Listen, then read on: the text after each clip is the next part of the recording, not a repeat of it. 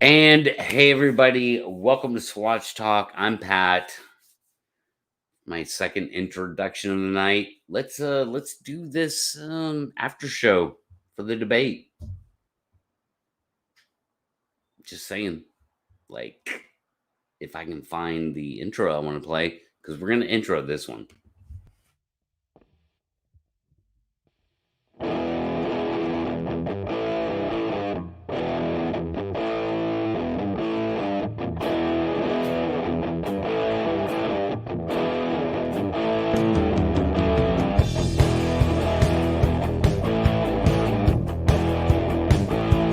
Back to nature, climbing higher.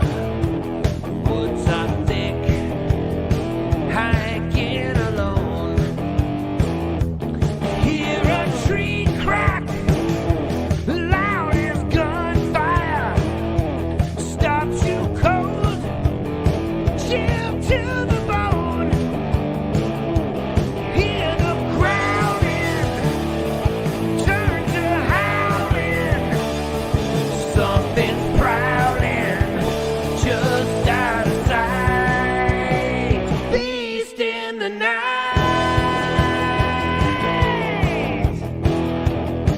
Beast in the night.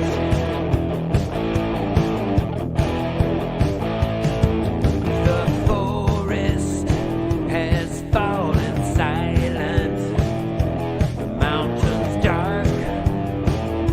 The moon is full. Catch the black shape of a giant, 8 feet tall, unbelievable. Your heart is pounding, huge steps are bounding.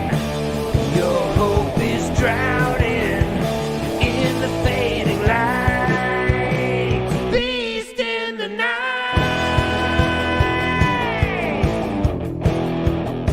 Beast in the night. Oh, hell yeah. Run for your life.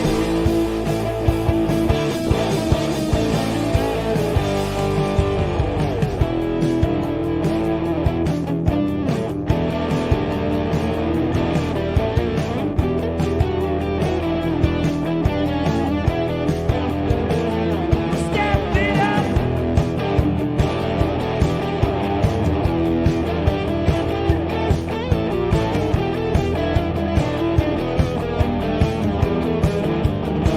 Your fear is growing, red eyes are glowing. You might die knowing those folks were right. Beast in the night. Beast in the night. Beast in the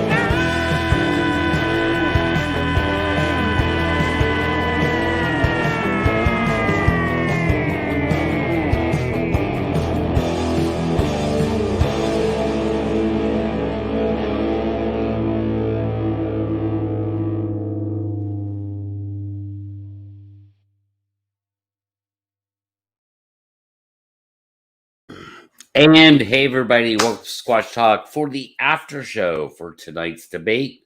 This will be the next video you see sliding down the line. We had a great debate tonight, and with that, this is the after show. We are going to bring in our participants so far. We got Leon, we got Jorge, and Patrick from the debate. What's up, everybody? Hello. I'm waiting on the clinical analysis of our body language during the debate. Well, Jorge has no body. I know. That's the other thing. I have a beef with you, Ori. Listen, I deal with people know who I am. I have lots of famous people that come and fly in to where I live to see me, and I'm showing my face. I don't know why you're worried about showing your face, man. No one cares. No one will care, buddy. Like no one will care. So that's my choice. I said I want to keep my online and human personas separate, so that's the way I do it. Oh, I understand that, and I'm asking if you bring your Yes, it's 2-year-old. not daughter. uncommon. Is that your It's daughter, actually by the not way, uncommon. or your son? Yeah, that was my daughter. Yeah, she's a cutie patootie for sure. Just Oh. listening to her, totally, it was awesome, man. It's painfully adorable, 100%. Yeah, totally. I think she was on Patrick's side. She kept telling me no when I talk. So Yeah, well, she was probably correct. she's a baby Bigfooter. She's still in the magical thinking, right? Remember, that's up to age. Yeah, I prefer that phrasing. Thank you. Yeah. So, how do you want to start, Pat? I don't know. I mean, we were that was fun.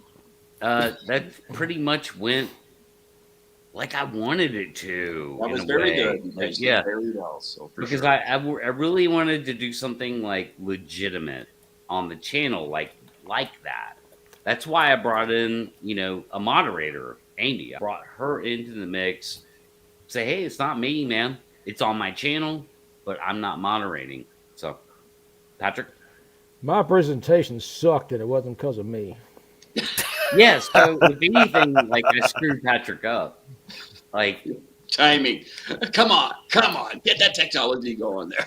yeah, Give because a narration to it if you don't present. what happened is that as soon as I started sharing the screen, my audio from StreamYard died. So I didn't know what he was saying. So I'm like, okay, I kind of have to guess. And so I started filing through the pictures while I'm trying to figure out what's going on at the same time. And my phone is Matt, That blow your phone up too?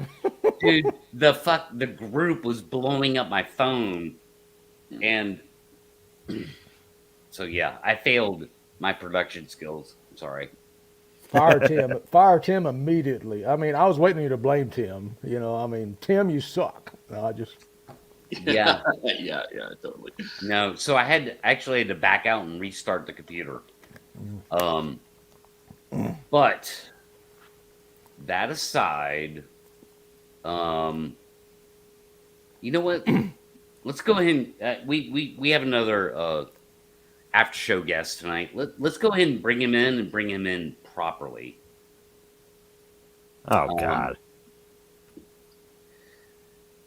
Yeah, let's just do this. I mean, it's your show, man. We're bound by you, so we're following. I think you have a brain bug too. Yeah, brain bug. Oh yeah, if Brain's interested, if he's watching, Brain, if you're watching, you want to come in and be a part of the discussion, email me. I'll send you the link. Well, I think it went well considering I don't have a damn body to beat over someone's head saying, look, they're real.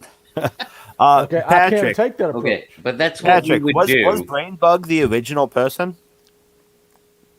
Brain Because you bug. said I was a backup, so was Brain Bug the original? No. It was a guy called WTF Mike. Right. Oh, okay. Yeah. Who's an interesting guy. He's very interesting. But let's bring in our next panel member right now. I like to call him Matt, check the tape. I got it, Pat.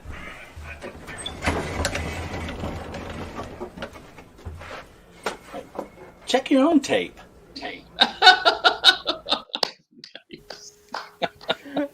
That's brilliant. That's awesome.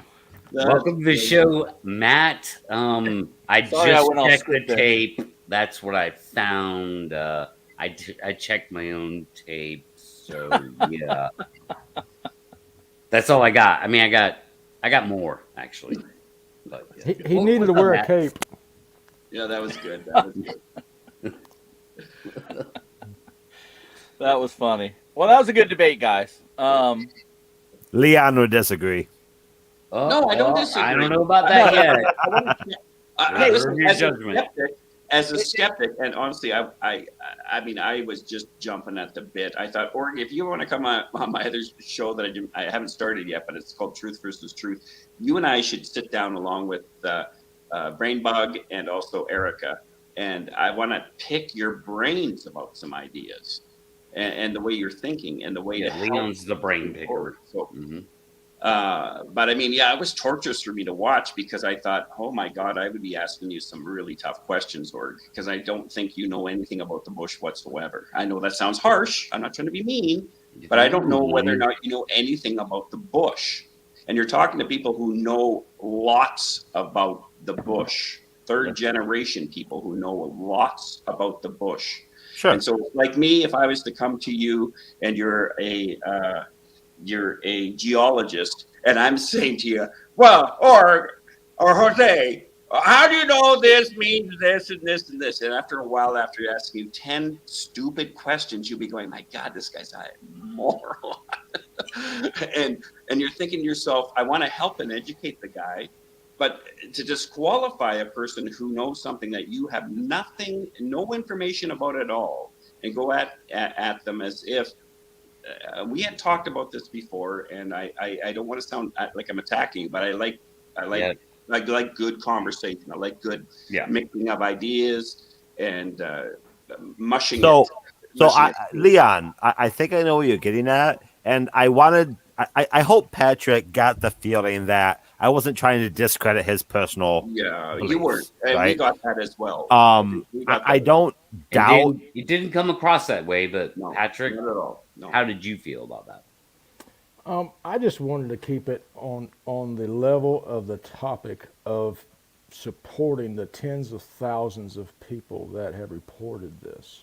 I didn't want to make it about me, even though it's my personal experience is why I'm here, but it's not why I was on the debate.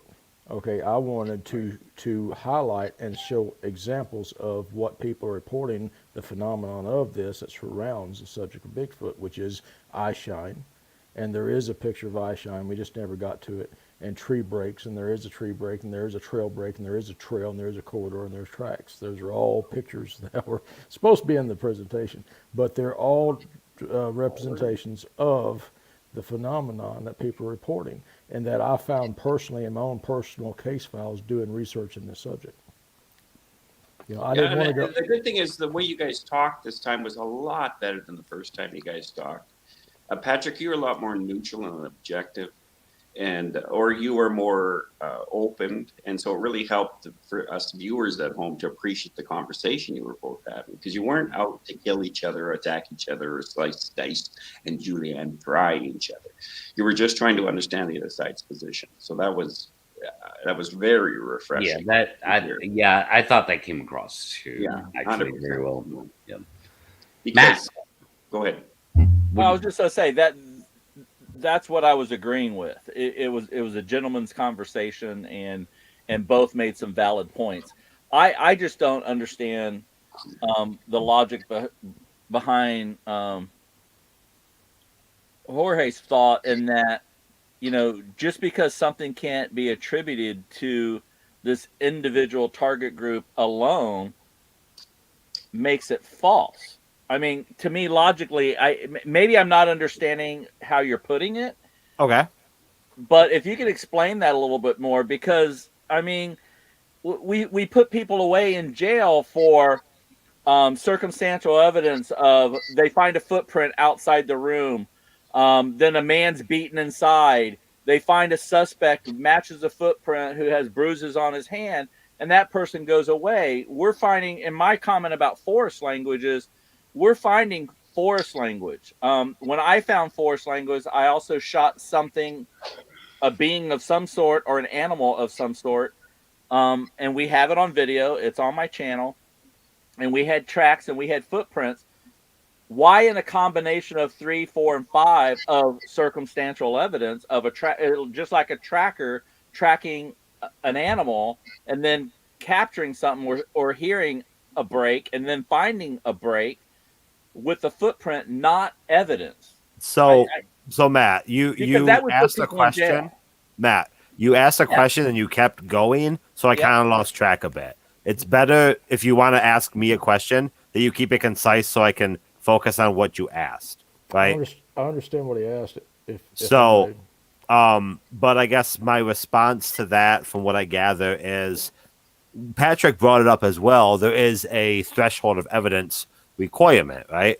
There is something that if you want me and other people who to do this in a professional setting, or other skeptical people who don't want to believe, you want us to believe, you need to meet some certain threshold.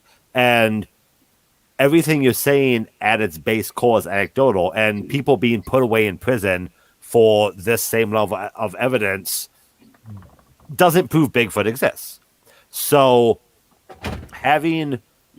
if you want me to believe that Bigfoot exists the same way you want me to believe any other animal exists that I haven't seen, this weird species of ant that only exists in the rainforest, right? There is evidence for that weird type of ant that exists that I can go and verify, and it's not based on people's stories. Like, I don't know of a single animal that the scientific community accepts that's based solely on people's stories. No, but that's not fair. You're not being fair there. Well, but that's the way I have to look at it. Is if you want to put Bigfoot in the same category as every other animal that exists, it needs to hit the same threshold as every other animal that exists, right? Yes, but you're jumping ahead of the gun. What I mean by that is, in order for people to even investigate something, say indigenous culture talked about this strange ant or this strange insect.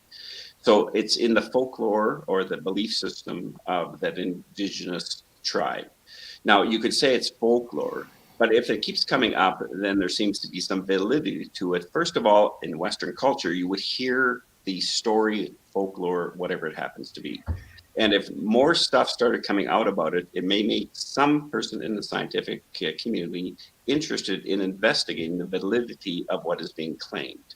So first of all, someone from the West would go and investigate, or maybe not from the West now, because we're a little more technologically across the board in cultures, interest in the scientific method. So somewhere on the planet, somebody would be scientifically curious enough to go investigate it. And as they investigated, then it would unfold. And what I find is when I'm listening to how you're talking about things in regards to what do you know about the bush? Let me ask you that question, if I may. What do you actually know about the bush? How much time do you spend in the bush? So I'm more than willing to have all these conversations, but I don't want to be rude to Patrick. He was raising his hand. Did you want to say something? No, well, I agree. Go ahead. I'm not gonna. When y'all are done, I'll have something to say. Okay, so my bush experience is not zero, but I'm willing to grant for conversation that you guys are better in the woods than I am. I'm willing to grant all of that, just for sake of conversation, right? I'm not going to scale my understanding of the woods to you guys because that's an arbitrary scale. So I'll just admit it. You guys are better in the woods than I am. Sure. Okay, well, let's rephrase that a bit. Or reshape it a little bit, maybe. Listen, when we're talking about this, and this is kind of Jorge, when I was talking to you last time, and we only had a short chance to talk a bit, which is I really don't feel that there's about 15 of our channels here that are exactly agreeing with absolutely everything in your positioning that you're talking about. We totally are coming from your angle. And we've been submerged in 100, 200, 500, 1,000 other channels that aren't talking the way you're talking. And so it's amazing from our objective positioning to hear you come in as if we're one of those other style of channels. And I'm not sure if you're aware of this, but you in a way come across that way when we're agreeing with you 100%. And I think it's kind of a surprise to us because you're a skeptic and we're all skeptics.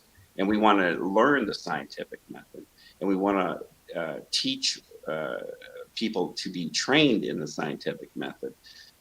When we have a person like you who's a skeptic, I appreciate it. I have a skeptic on my team as well, and they're there to be the what's it called in Israel? I think the ninth the ninth or 10th voice or whatever. They're the ones who present a total different angle from everyone else who's believing what they're believing, so we don't become gullible in regards to what we're hoping it to be. And and I know that you've said this before 100%, where you've said, I appreciate coming on Pat's channel because it's kind of a surprise. I think it's been a kind of a surprise to you that this channel isn't about having to defend the position. You'll hear, like when you and Cornell were talking last time you were on Pat's show, at least when I was on there, and you were kind of surprised. I think what I noticed in you was that, man, this guy isn't trying to keep pushing his position of believing it. He just best stop. Yeah, I don't know.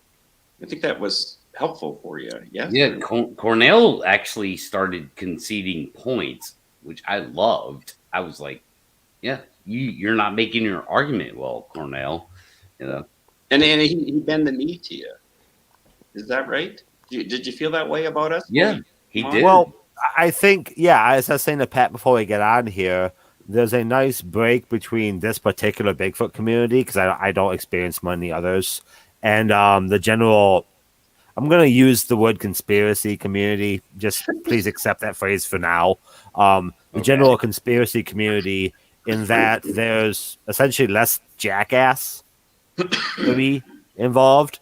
You know, when I talk to people like who believe Sandy Hook was a hoax, for example, and there's such vitriol and there's such poison and everything that goes on there that you can't really have a regular conversation.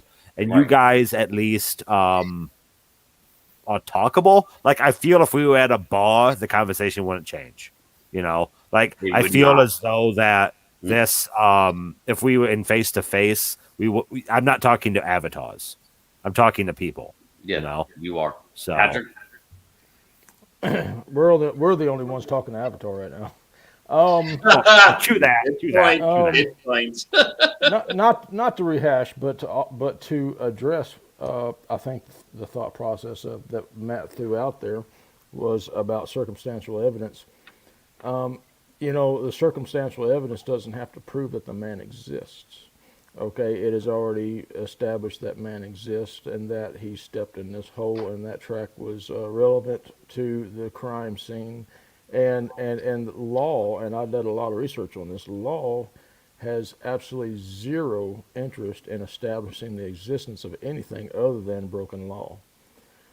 Now, if we had DNA, if DNA evidence was left on a broken pane of glass and it wasn't human, and they didn't have anything to match it to, and they had a big barefoot track, and they could track this thing down and kill it, and then take it into custody and put it through the crime scene investigators and forensic scientists, and establish its existence, which that's not what they're there to do, but in some freak way they may do that. But it is still science establishing it to the courts. Okay, the courts don't have anything to do with establishing existence. And also, I'd like to say that I like skeptics that come on that is the average Joe. I don't want some super skeptic with a super S, and I don't want someone leaning my way. I want just the average guy plucked off the tree, an average orange that comes in here and says, okay, I don't believe your crap. You know, I enjoy that. Well, it's needed. It's needed. It is needed. I agree. I guess I want to emphasize my argument platform is solely what I accept. I am not fluent in philosophy. I am not fluent in biology, right? So I can only look at it through my lens, which is I have a standard of evidence that I believe I would accept. So if you are not hitting that standard of evidence for me, that's where I have to come from for my argument. Absolutely. And I believe that's what we're all doing, right? Yeah. We all have a standard of evidence that we hit. And for you guys, Bigfoot has passed that threshold. My standard is different. So I want you either explain to me why my standard should be lowered, or I want you to bring evidence to hit my standard. Well, I would suggest one other option. You have to upgrade yourself in regards to educating people who you're talking to, so you understand that you can recognize somebody who's qualified when they're saying what they're telling you. Well, I think me and Patrick had that conversation in the debate, right? Well, not quite, because you were suggesting to him that you should just believe him because he's stating to you that he's third generation tracker. Now, if you were a tracker, not a third generation tracker, but just a tracker in general, you would know what you've learned just as a general tracker of what he may know as a third generational tracker, which is the capacity to walk in a forest, unlike the average population, and not see at all everything that he is qualified to be recognized and see. The same way as if you're a geologist and I'm walking with you in some kind of formations, and I am a general population, I would listen and bend the knee to you because I know you could describe to me why everything looks the way it is and the layering it looks, and why the geology, the rocks look that way, and why they're that type of rock, and why they developed or kind of ended up being that way. Now, the only difference between the two definitions is that you're not experienced in tracking. You're not experienced in ground. So with Patrick, I'm going to have to pause you there, Leon, because there's a further difference there in that what I tell you has further backing beyond my individual claim. There are thousands of trackers that are as good as you guys that don't believe in Bigfoot. But there's very few geologists that can disagree with, if any, they're going to disagree with my opinion on outcrops. No. Let me. So you guys are proposing something that is outside of the general consensus. No. I am not. That's not true. Majority of trackers believe in Bigfoot. No, that's not true, because the narration you're providing on it is a little bit misrepresentative. If you are a tracker and you haven't come across a Sasquatch track, you're going to say exactly what you declared, which would be fair. But if you're a tracker and you come across a Sasquatch track, the first thing you're going to notice is there's something different about this track. And when I talk about tracking, it's not about being able to say, oh, look, there's a footprint on the ground that looks like a human footprint that's 16 to 18 inches. That's not what I'm looking at as a tracker. What I have a capacity to do, and Patrick has a capacity to do, is looking at the energy distribution of something that has walked through the forest and placed energy into the ground by force, and reading the force in the track left behind. Do you follow me when I say that? I understand what you're saying. Okay, so I have responses. If I took, and that's okay, you can have those.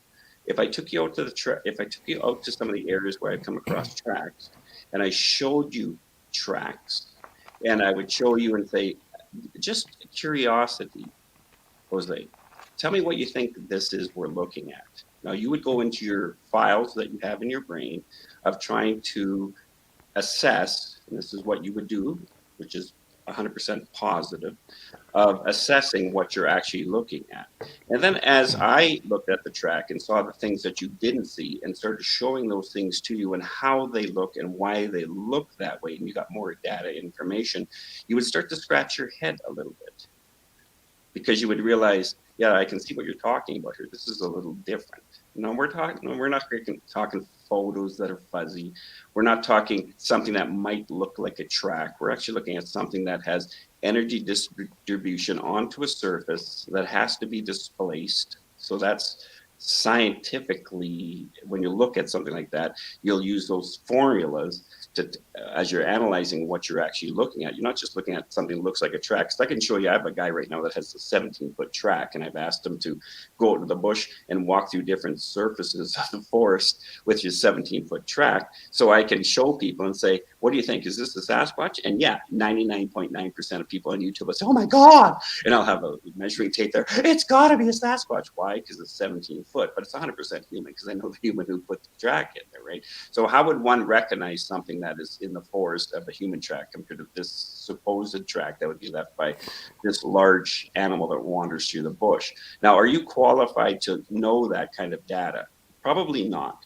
But if I brought you into the forest and showed you that data, that would probably help you maybe think that there might be something out here, maybe what these guys. So again, this is a big rehash of what me and Patrick already talked about, which is there's a lot of you have a very convincing story. This is purely all I'm a dude with a camera and a face, better than me. I just have an icon. You have a face. You have a face, and you're telling me the story of what could happen if. And all of that is. No, 100%. Let me finish, Leon. You talk for a few minutes. Let me finish. No, for sure, please. you're right. I'm sorry. And all of that is purely anecdotal. And if I went out there and you showed me this, there is a standard of evidence that is beyond you and me talking next to a track in the woods, right?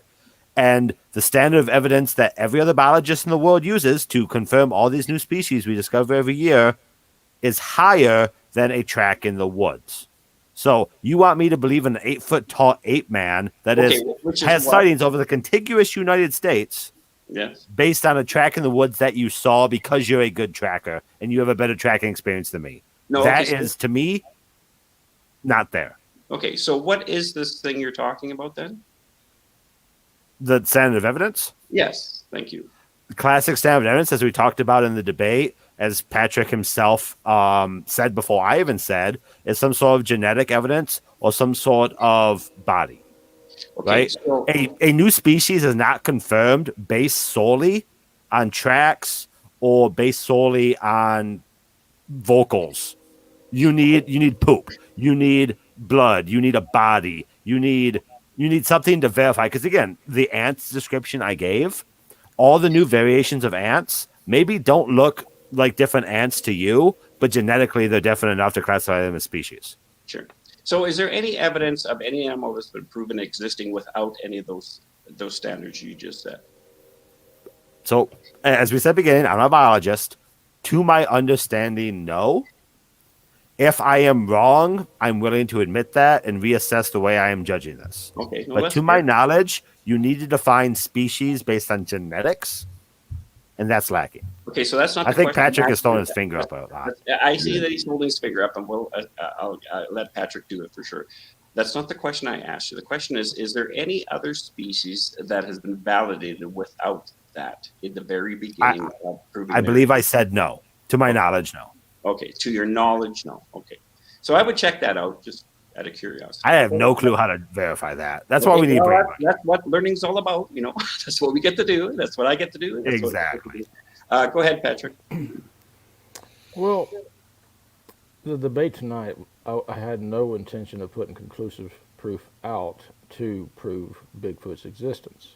My intent was to support the claims of phenomenon that surround the subject of Bigfoot, such as everything that I labeled tracks and eye shine and X structures and tree structures. Now, if I showed you this demonstrative representation of all of that and some really good tracks, is that compelling? Okay, it's not conclusive, but I'm trying to be compelling and to learn and to try to figure out how to get conclusive evidence. So if I showed you something, you something out there tracking, is it compelling? So my response to that would be twofold. One, compelling to me is not the same as compelling to the general biology community, right? Again, this isn't my field. So if it's something that is completely foreign to me, that would be compelling evidence, yes. But as we've established, and I've conceded at the beginning of this, my understanding of what compelling is very limited. The threshold at which I don't know is higher than the threshold at which I can distinguish similar organisms in the woods. Like, I don't know the difference between breeds of deer tracks, for example. Right?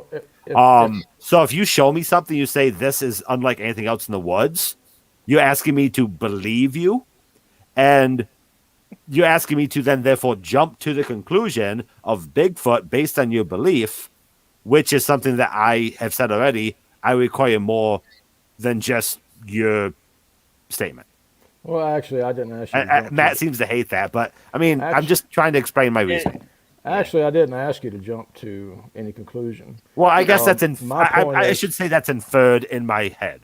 Well, I agree. I agree with Jorge here that it is sort of inferred in his point. So Well, that's the cognitive dissonance that I'm concerned about here. Well, Is why is because if he has a cognitive dissonance, he can't hear what we're actually trying to say to him. Well, Which means he doesn't- it's a trust issue. well, Well, I, it's not a trust I issue. agree. It's not a trust issue. It's an educational issue.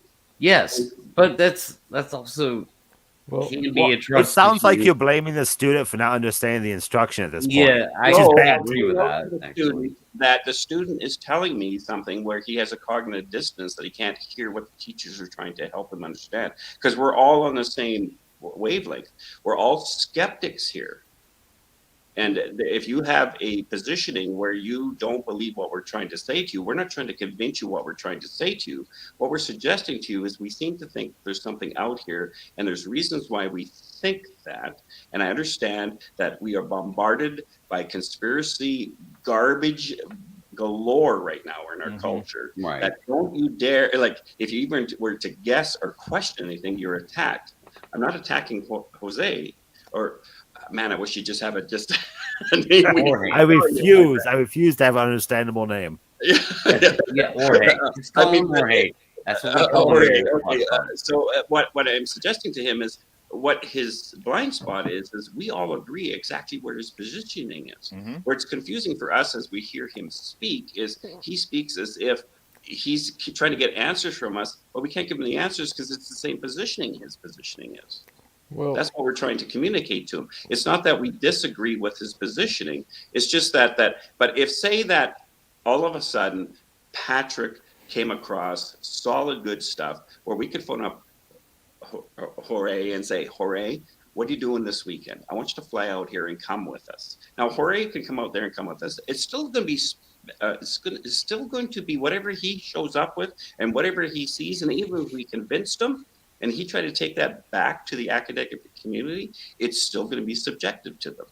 Because they're going to say the same discussion that he has a right to say, which he is saying to us now, because they're going to ask him now to defend it. And that's our frustration point is he's asking us to assist him with trying to figure out if Sasquatch is real. But the problem is he would be in the same boat if he also bumped into one. And that's the thing that I don't understand. And Jose or he wouldn't understand this about me is what I don't understand is why are people having PTSD from this? And I deal with the mental health profession, and I know what PTSD is all about. I don't understand why people are not sleeping for 2 years on medication because of a so-called fabrication folklore story. All right, so we're kind of changing the conversation at this point. well. Yeah. But If I may, Yeah, I agree. Yeah. That's a lot to throw at you. if I may, yeah, it does bother me a little bit that someone would think that I'm trying to ask them to jump to a conclusion when I stated, I think 4 or 5 times that I am here to support the phenomenon reported around the subject of this, and just asked if this would be compelling. Okay, I don't like jumping to conclusions, and I really don't want someone to think they have to jump to a conclusion for me. Also, from a tracking standpoint, I can track a pig down with someone. I can track a pig, show them pig tracks. They're pig tracks. I can show them a pig wallow. It's a pig wallow. I can track down a deer. There's your deer tracks. This is a deer rub. This is a deer scrape. Okay, these are deer tracks. People accept that. If I take someone on private land tracking along, and I find a 17-inch track, and we're tracking these 17-inch tracks for a mile, and I'll say, what do you think this is? It's dead crickets. It can't not be what appears to be here. Right. Okay? Now, that's part of the problem, and that is part of the hoaxers, the sensationalists, the entertainment side that wants to hone in on the subject of Bigfoot, and they really have nothing to do with Bigfoot at all except for their own self-relevance, their own greed, and their own psychological highs they get from doing what they do. Yeah, and that's the frustration, Jose, is what happens if you came across somebody who actually seen this thing that's like As I was saying to Patrick in the debate, to me, And I guess my first statement would be eyewitness testimony is the lowest form of evidence. Sure. We all agree Secondly, with that. We all agree with that. secondly, there Audio are is- plenty of people who claim to have seen things that you all would disagree that they did not see.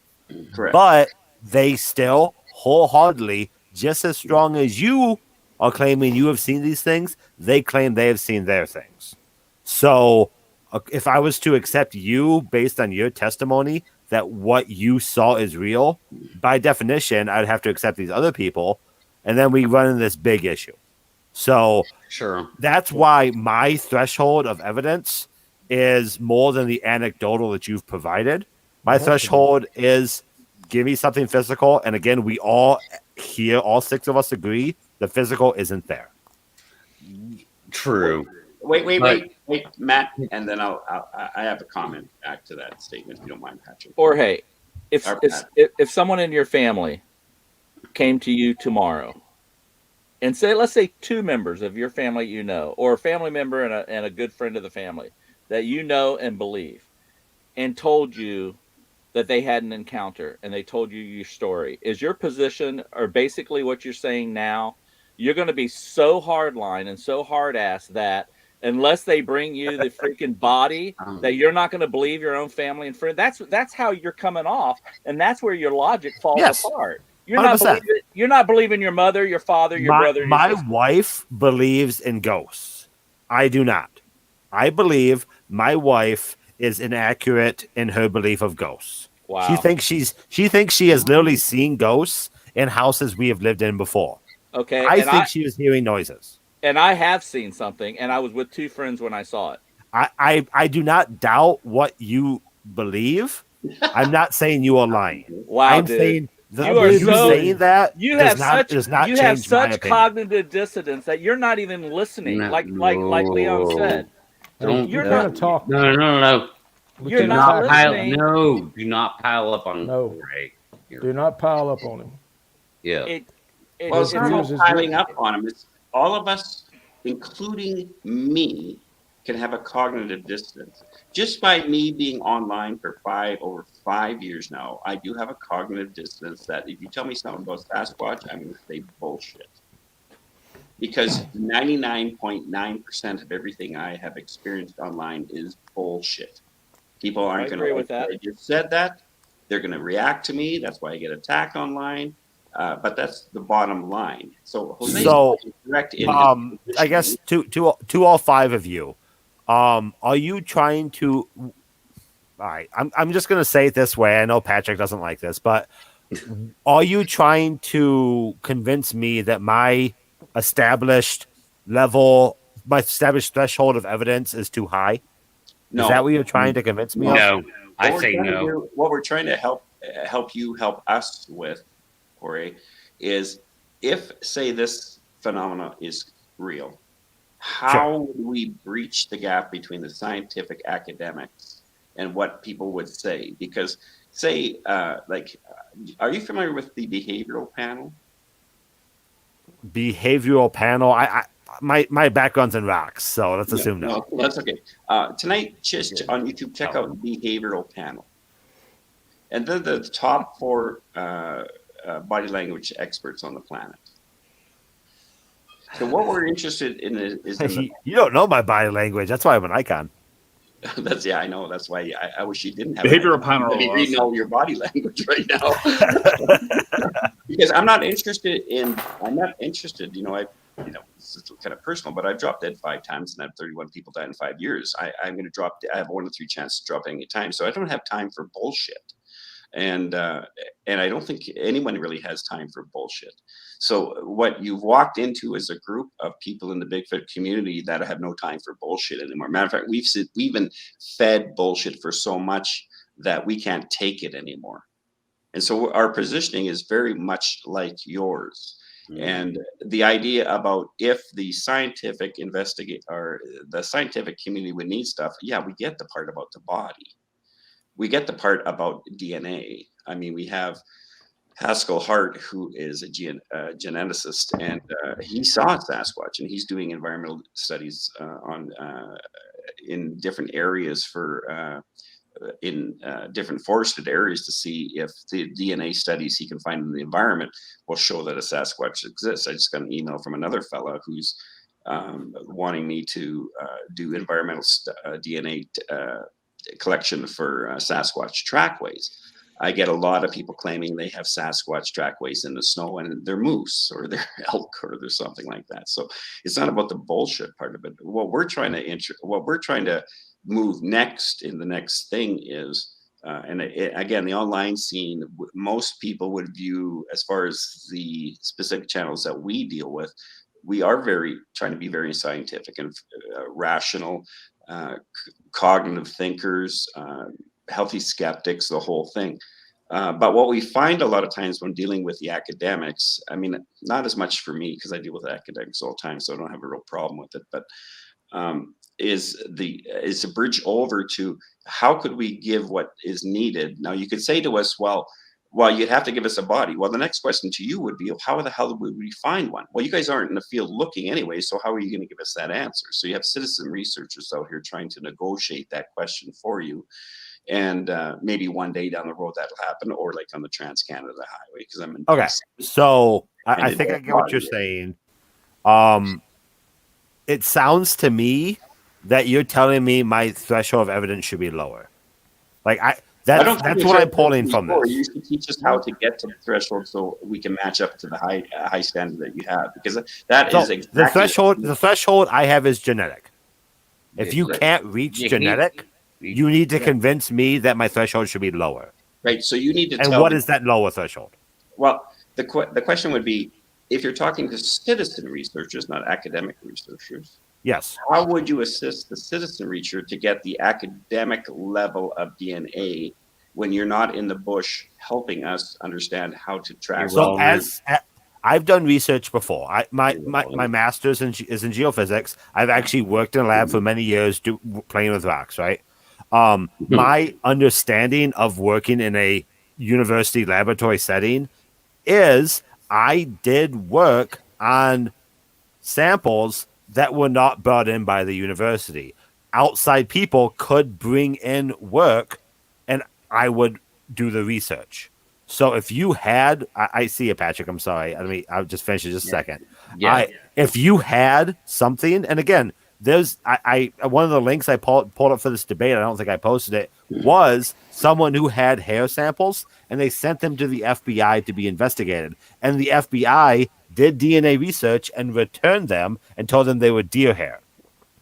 And this was a Bigfoot researcher in the 70s, right? Correct. That did happen. Yes. You can get, if you have something that you think you can do genetics on, and Pat's had these conversations on this channel. If we could get this, what would we do with it, right? If you had something that you could pull genetics from, you could pull genetics. I doubt there's a biologist in America that would not love to be the man that published, or woman, or person, that would love to publish that. That's a double-edged sword. But okay, I'll rephrase. Someone would do it. I guarantee you, someone would prove Bigfoot. It costs a lot of money. Again, coming from someone who's worked in laboratories, if there's publishable material at the end of it, it can be done. You shouldn't assume that if I bring a Bigfoot arm to a biology lab, everyone's gonna be like, "Oh, the cost is too much to do genetics on that." Well, you can't say that. No, I can't say that. I mean, if you're saying a body, hair sample. I'm done. No, they don't. They're like, nah, nope. Like, if you don't have the $100,000 to fund it, no, they will not just take it on. Okay, so I guess I'm sorry, Patrick. I got to respond to that real quick. I apologize so much. Have any of you brought a sample to a lab and the lab said, no, we won't test it? No, not us, but people we know. I mean, absolutely. I mean, okay. They won't test. Dude, it costs money to do that. You know that, man. I am well aware of that, yes. Yeah, it costs money. You have funding. Or, hey, when you go out into the wild to prove the earth is round, which of course it is not. It's flat. But when you Good point. I'm sorry. when you go out into the wild to prove the Earth is round through tectonic plates and how they interact with each other, you have funding. Like you don't pay for that out of your day job, dude. Like you're not driving Uber, right? To get the fucking proof. That's what it is in the Bigfoot world, dude. Like Well, for us to get the proof, we're fucking driving Uber. We are not like, hey, this fault over here might be slipping a little bit. We should probably look into it. Which is like your wheelhouse, right? well, Funding, boom, $2 million. Go out there and look at it. And on my part, I've even reached out to the University of South Florida on an image, a video, and couldn't even get a response. So, and it's nothing that even needed to be tested. I just wanted them to say, can I have a graduate student, a researcher, get a hold of me to take a look at this and let's talk about it. It was crickets. So they do not help you on stuff like that. So that's my experience. And I would love to, I mean, I hear what you're saying, but I think, I'm not saying your standard is too high. Your standard is right where it needs to be. But there are times I got into this because I didn't believe any of it. I was watching these channels and said, well, I'm going to just go out in Florida and look around. In 1 year and a half, I have things I can't not explain. And just because someone could say, or someone like you could show up and say, well, a human could crawl up 8 foot on a ladder and break a series of trees over a quarter mile in a straight line off. Yeah, that could be a human. Therefore, I should just throw that evidence out the window. Because to me, that's what I hear you saying, is that if I can't prove it was a Bigfoot, and if a human could do it, then therefore it's not a Bigfoot because a human could do it. That's what I heard you say in the debate that got me. And I think that's just dismissing, and like Leon says, until you get out in the bush and start seeing some of these things that I call high strangeness. I never refer to it as Bigfoot. I have things I can't explain. I have images on video I can't explain. And I just wanted some help to look at it as a skeptic, and people won't. So that's where I'm at with it. And that's why I kind of got fired up. Yeah, and I think the other thing, Jose, that you should understand too is Matt is very Jose. well, I'm sorry, but if you just gave me a normal name with a face, I'd be able to put the face. Very Just call him Jorge. He's Hooray! Okay, I don't know any hoorays. I'm from Canada. We don't have any hoorays up here, other than hooray, hooray, hooray. Oh, call him that. I don't care. And I do have a background in anthropology and archaeology, by the way. So right, yes. and that you're very qualified in regards to when you're film making. That you're not just some kind of guy with a moronic camera that's using a cell phone pictures. So no, I work for a one of TV us are station. trained specifically for trained specifically for what we're doing in our professional lives. So it's not like we're just imbeciles out here that are looking for Bigfoot. You know, like. I want to miss a couple of my front teeth and kind of convince everybody that everything. You guys aren't on the History Channel, yeah. Yeah, you know. And, oh shit! Oh, I'm a little sorry. than Patrick. My bad. I don't think because I'm in Canada, I'm not in the States, and then in Canada we have a different ideology up here in Canada in regards to evidence, in regards to if we found DNA stuff in Sasquatch, and like I mentioned, there's a few PhD people that I deal with that are interested in environmental DNA. Now, I agree 100%. If you can at least show it in the DNA, environmental DNA, it gives tangible credibility that there's something here that we're missing. So that's the first step. But there's also a prejudice against the topic and idea because it's become such a cultural phenomenon of gooniness that you can't put credence to it, you know. And so when you just say the topic of it, but again, as a mental health professional that deals in trauma and systems, when I'm dealing with people who haven't slept for almost 2 years on medication, can't go into the forest that they've been in for over 30 years regularly, there's some empirical evidence that I'm witnessing here from the witness that there's something that they bumped into. Unlike layering of trauma, because that can definitely happen where you've had trauma in the past and you layer it onto an event that you believe is happening at present, but it's not actually functionally actually happening.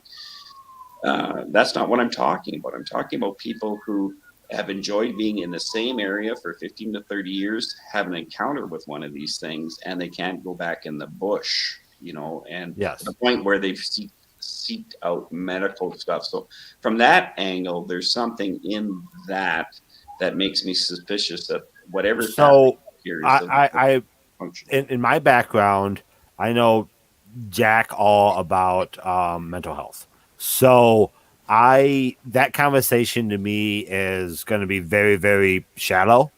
I'm willing to have it just for the sake of conversation, but I do wonder if I can get a straight answer. Not that you guys have been giving me curvy answers, but if I could give a straight answer to my threshold of evidence is too high.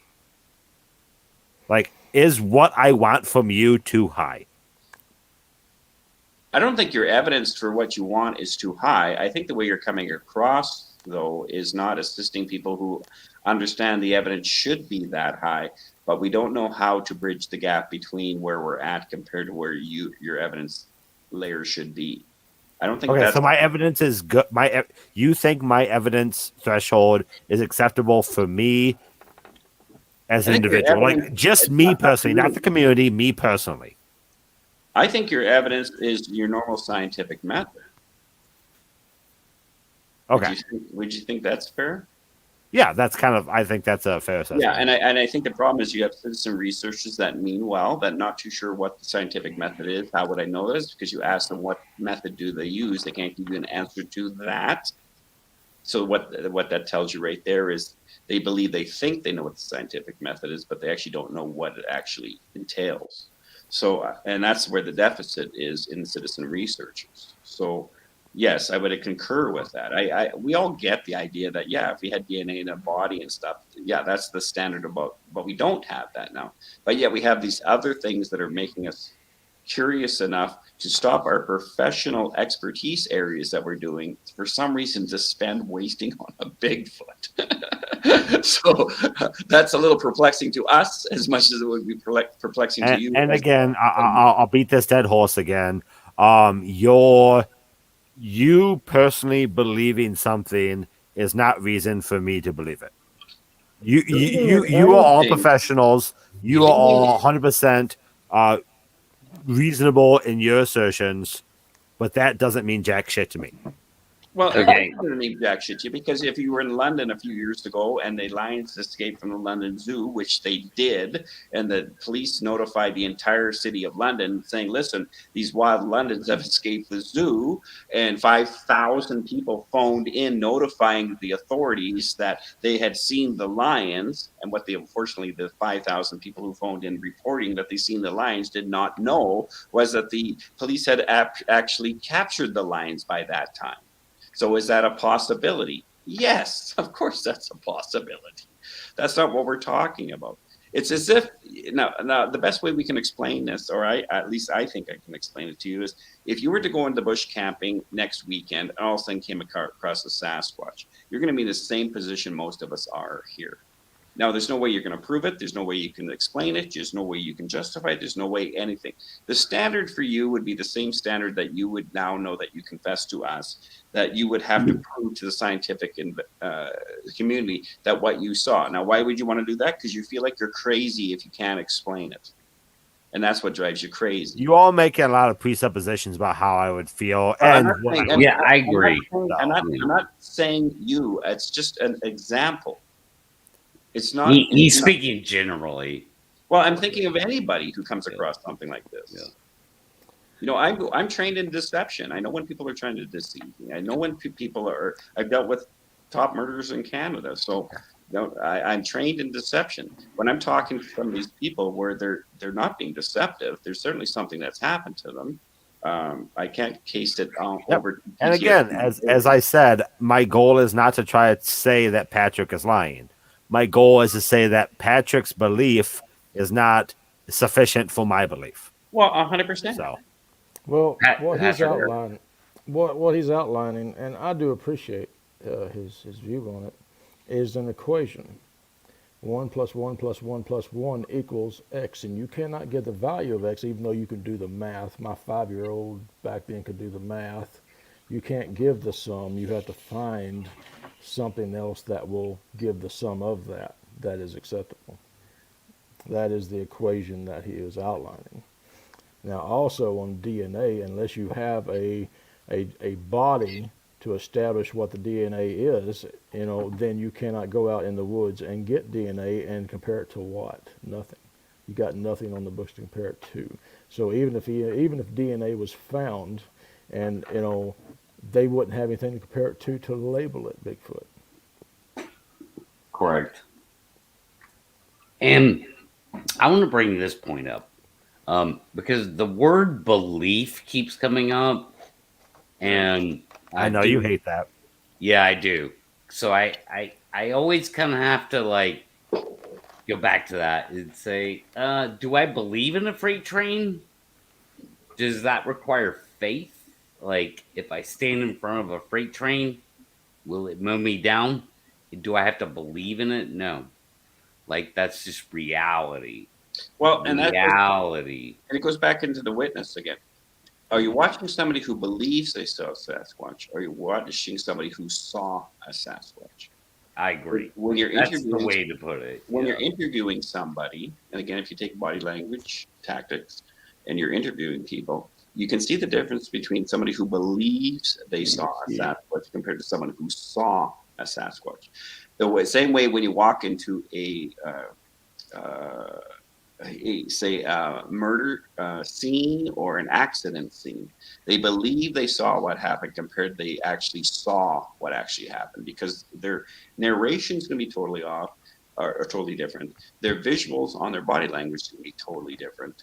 And you can see that in their experience. So when I'm looking at people who have had experiences where they believe they saw a Sasquatch compared to experiencing a Sasquatch, those are totally two different imprints I'm viewing when when I'm interviewing a person like that. So, and again, Jorge has you have a total valid, absolutely everything you say I agree with. I think you carry a cognitive dissonance. Why would I say that? Not to be mean or nasty, is because I find that what you're hearing is the other part of the data that we're trying to share with you, that you're going back to your baseline of belief, which is a valid baseline, but we're suggesting to you that there's something else here that's confusing for us.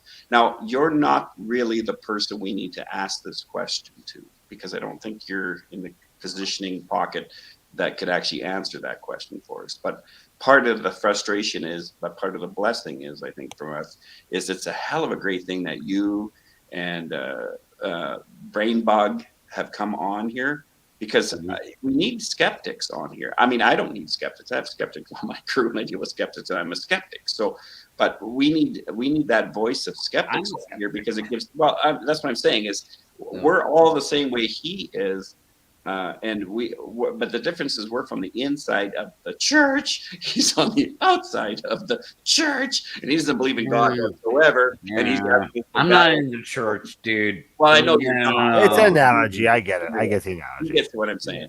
And because I'm not on here to prove Sasquatch's existence. I'm on here about education of whether or not we can get the right information to the academics. So if there is something here, there's something here. But again, I know we're dealing with, I mean, I don't know how many towns have been converting over to let's use Sasquatch as a money festival for our community to help us out, with our small towns and stuff like that. I mean, that's been popping up all over the place for the last 20 years. So, but I'm not interested in anything like that. I'm just interested in, again, give me some good snow tracks. That's all I need. I can follow them for miles and miles and miles. I get helicopters up there. We'll find them. We'll find out. Oh, helicopters, huh? Ooh. Yeah, helicopters. That's the great thing. Yeah. You have access to helicopters. I do have access to helicopters. And I mean, that's what he's asking. And that's what he is. Matt. Matt has access to helicopters as well. Yeah. Well, the good thing is we have snow. So all you're looking for is prints that are in straight line in white paper. Matt. When you look down. So I got a question for Matt then. Yes. I asked this a bit to Patrick. So I ask you, as a Central Florida Bigfoot guy, is your Central Florida Bigfoot sighting, how is that related to the Washington sightings that started the whole Bigfoot craze in the 50s and 60s?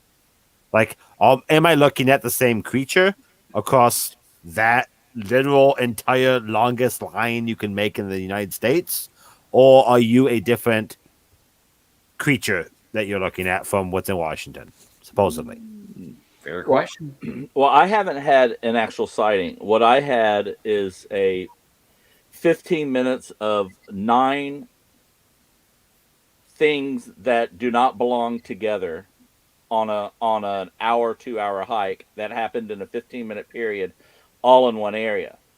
Where 3 weeks prior, I had a similar weird happening of hearing 15 wood knocks in the same area, where I believe, I can't say 100%, that it was not a woodpecker, and how they were happening, in that they were basically happening at 2 o'clock, 10 o'clock, and back up by 5 o'clock.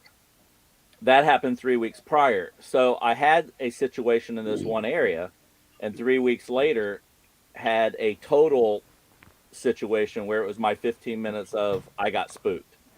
And I got spooked bad. And because I'm a skeptic, I'm out to prove that the channels I was listening to and hearing are crazy, that this couldn't be happening in Florida. And what I did is I got spooked.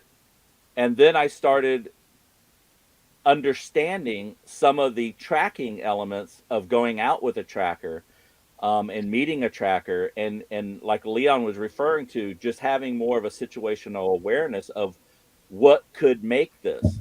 And so my journey is all about, what is it that I'm finding, leaving breaks, bends, and I have stuff on my channel that a bear makes a bend. I know that. But what I don't understand is how I can be in a pine forest of 400 or 500 yards and only have a series of 10, what I call forest language, which you didn't understand before, of breaks and bends and combinations of X's and breaks and bends and that sort of thing happening in a 50-yard square area like it was a playground, but it didn't happen anywhere else. And I know what microbursts are. I work at a TV station. I know what weather is. I know we don't have snow load. So I'm looking at it from a skeptic point of view of what is that I'm seeing and why am I seeing so much? And there's 3 areas that I'm working that I have not had a sighting, but we have seen footprints. We have heard wood knocks. We have seen all sorts of forest language. One was a Y branch inverted upside down. That's about a 70-pound branch floating on a half-inch, sapling, literally. And 30 minutes earlier, I made a joke about, wouldn't this be cool if we found this in a tree? And I'm out with 6 people, and all of a sudden we find this 50, 60-pound thing hovering in a tree that's unexplainable. Now, I don't claim Bigfoot. I just say it's unexplainable, and can someone explain this? Would I like to go out with an arborist? Yeah. Would I like to go out with a rock person, a geologist? Yeah. I'm all about finding what it is that all of us, I should say, the 2% that I think is legit out there doing it, what we are seeing and hearing, like Patrick and the tall ones and myself and Leon, what is it we're seeing and chasing? My problem is having a threshold of a body and a body only, and not listening to or hearing or. I didn't say body only. I said genetic, for the record. Okay. My problem is with people to the extreme, like, is my evidence good enough? Is that you're basically saying eyewitness accounts are nothing. A tracker is nothing. A photographer's point of view of what I've seen and what I have captured on my channel are not blob squatches by any means, but it's unexplainable because it didn't move. Now, I do have something at 6, 7 feet tall on my channel that blinks. I think it's a cat. I don't think it's a Bigfoot. But when we did the reenactment, it's 6.5 feet off the ground in the swamp. So I don't know, but it's not a blob. It's not a blob by any stretch of the imagination. So am I saying, I just think, I'm not saying you need to lower your standards.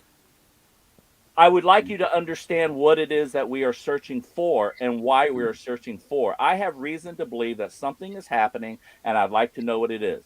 I would be 100% happy proving it's not a Bigfoot, as much as proving it is a Bigfoot. And that's where I'm coming from. You'd be more comfortable camping if we found out it wasn't a Bigfoot.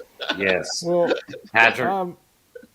and Matt outlines part of exactly why I came on here in the way that I did, supporting the phenomenon that surrounds the subject of Bigfoot is real. I have pictures and eyewitnesses of the phenomenon that surrounds this. I can prove the phenomenon is real, no matter how someone's take is on it.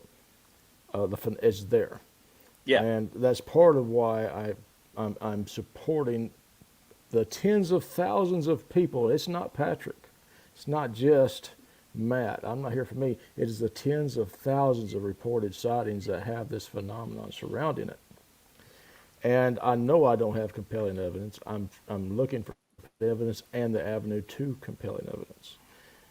And I or conclusive evidence. I believe there's compelling evidence in the phenomenon, but I believe I accomplished what I set out to accomplish in outlining that the phenomenon that surrounds it is real, in spite of anybody else. I mean, if I can take a picture of a track and the track is real, then it is a real track. If I can take a picture of tracks on a corridor, which I have, Pat has it, track on corridor going up to the break that was in the other picture, okay, that is part of the phenomenon I'm supporting. That also, I believe, supports the existence of this being from an objective standpoint. So yeah, I mean, I'm kind of being a dead horse here. You and me have different views on the word objective. I sympathize with your stance,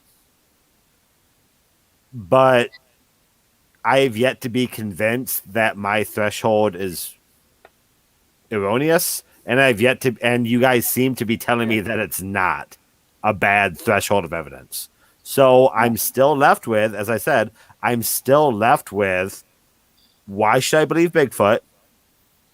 It's because you're good at being in the woods. That's why I should believe Bigfoot. No, why you should believe in Bigfoot is the guy talking to you named Patrick has third generation tracking skills, which you have no tracking skills. So if Patrick because Patrick is good in the woods. No. If Patrick would phone you tomorrow and say to you, hey, I need you to come out here. I'll pay for your ticket and I'll show you what I'm talking about. Would you take up that call? Yeah. Okay. Oh, for the record, please do not GoFund me to go down to Patrick. That's a waste of money. But it might be, or it might not. I'm starting the GoFundMe right now. There you go. Yeah, we already got $3,000. I am not calling Patrick a liar. I'm not saying you are at all. What I'm asking you is whether your cognitive dissonance that you carry about wanting to find out the truth about it would go to the limit of getting on a plane, flying down there, and letting him take you and show you what he actually had. This topic is not of the personal significance of mine to where I would spend my own money to do it. We're not saying you spend your own money. We're saying you flight down there. Would you go down there and do it? If I had the opportunity to go vacation, Patrick, you live in the South, right? Like Georgia area? Louisiana. Louisiana? Yeah, Louisiana. You wouldn't do it. You wouldn't. If someone told me, hey, I'll pay for you to go down to Louisiana for 2 weeks and go camping, that sounds like a vacation. Yeah. I'm not a tracker, but I have a background in geology. You know what I did for all my college time? I hung out in the woods and played in outcrops. Right. So the woods are not a foreign area to me. Okay. All right. Patrick, you had your finger up. Make your point, and then I'm gonna flip the script.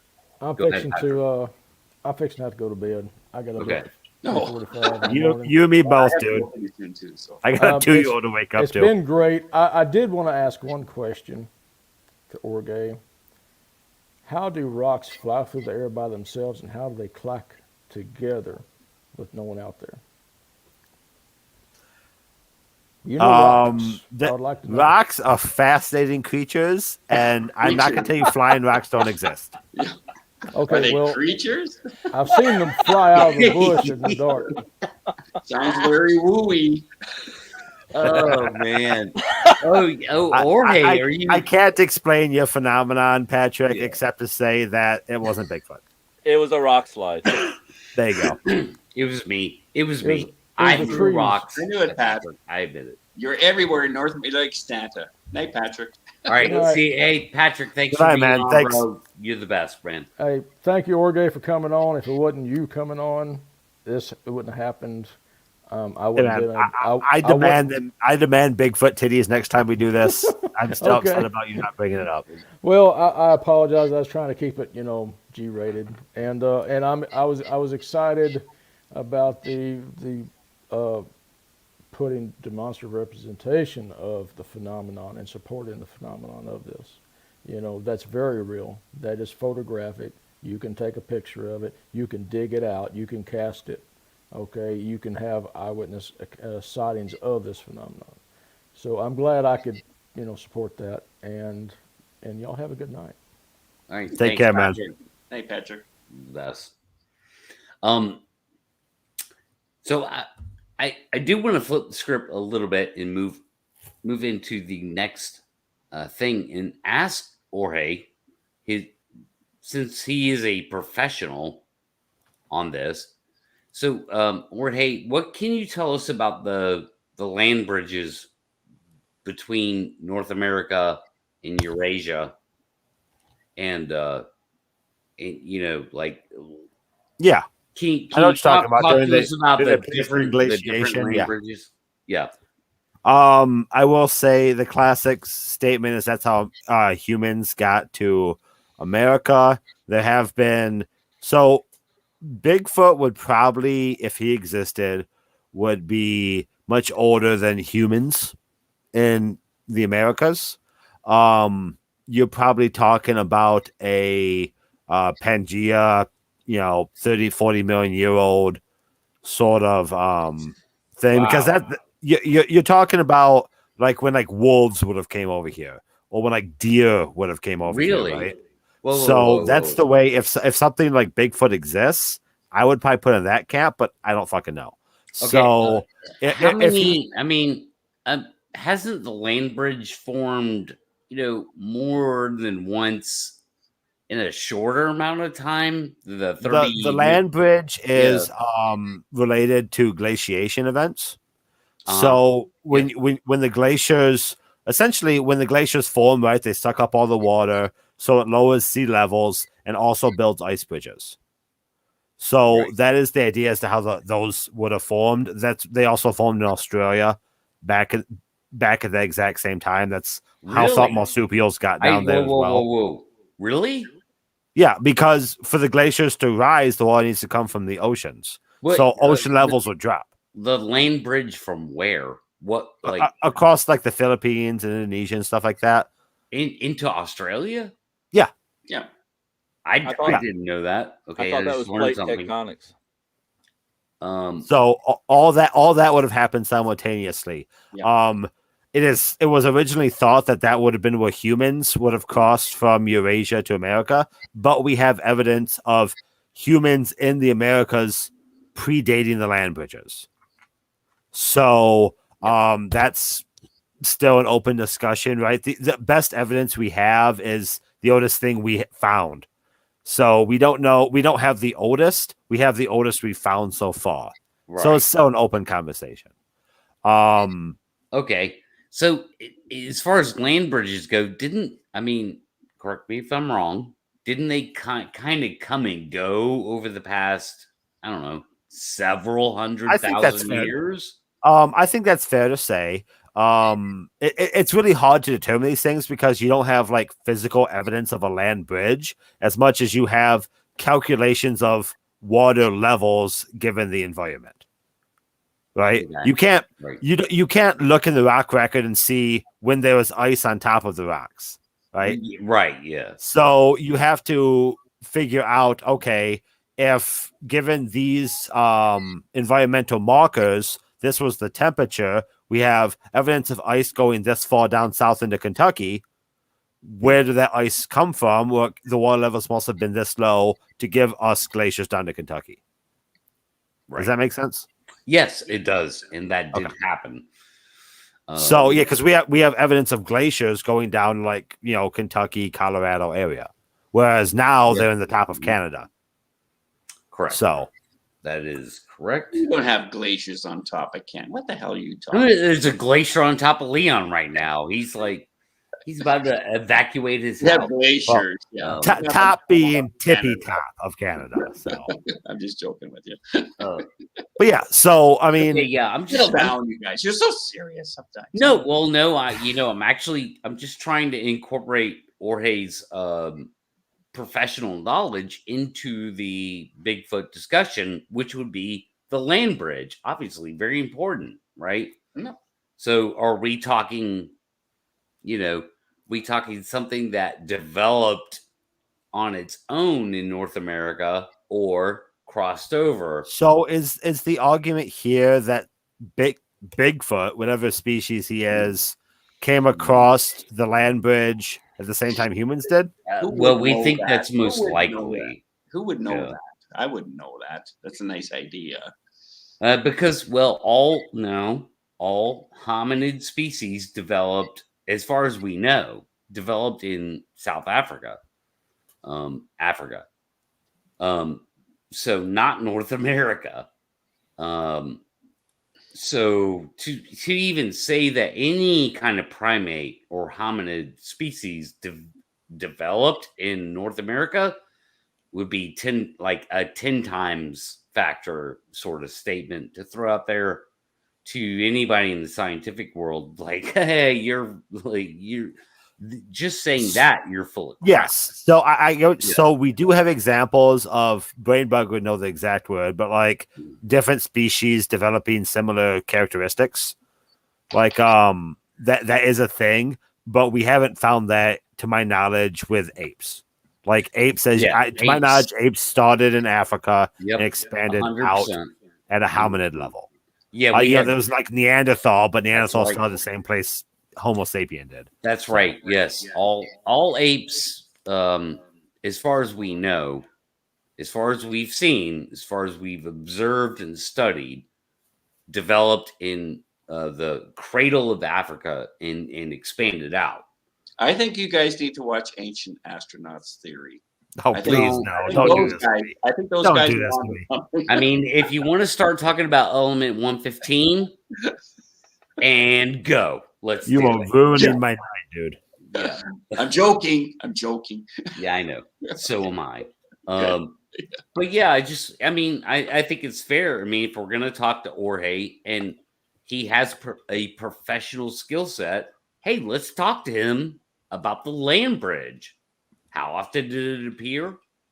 Well, it would be interesting to hear Jorge talk to Meldrum. That'd be an interesting discussion, don't you think, Pat? Yeah, it would. Do I know who this is? What? Dr.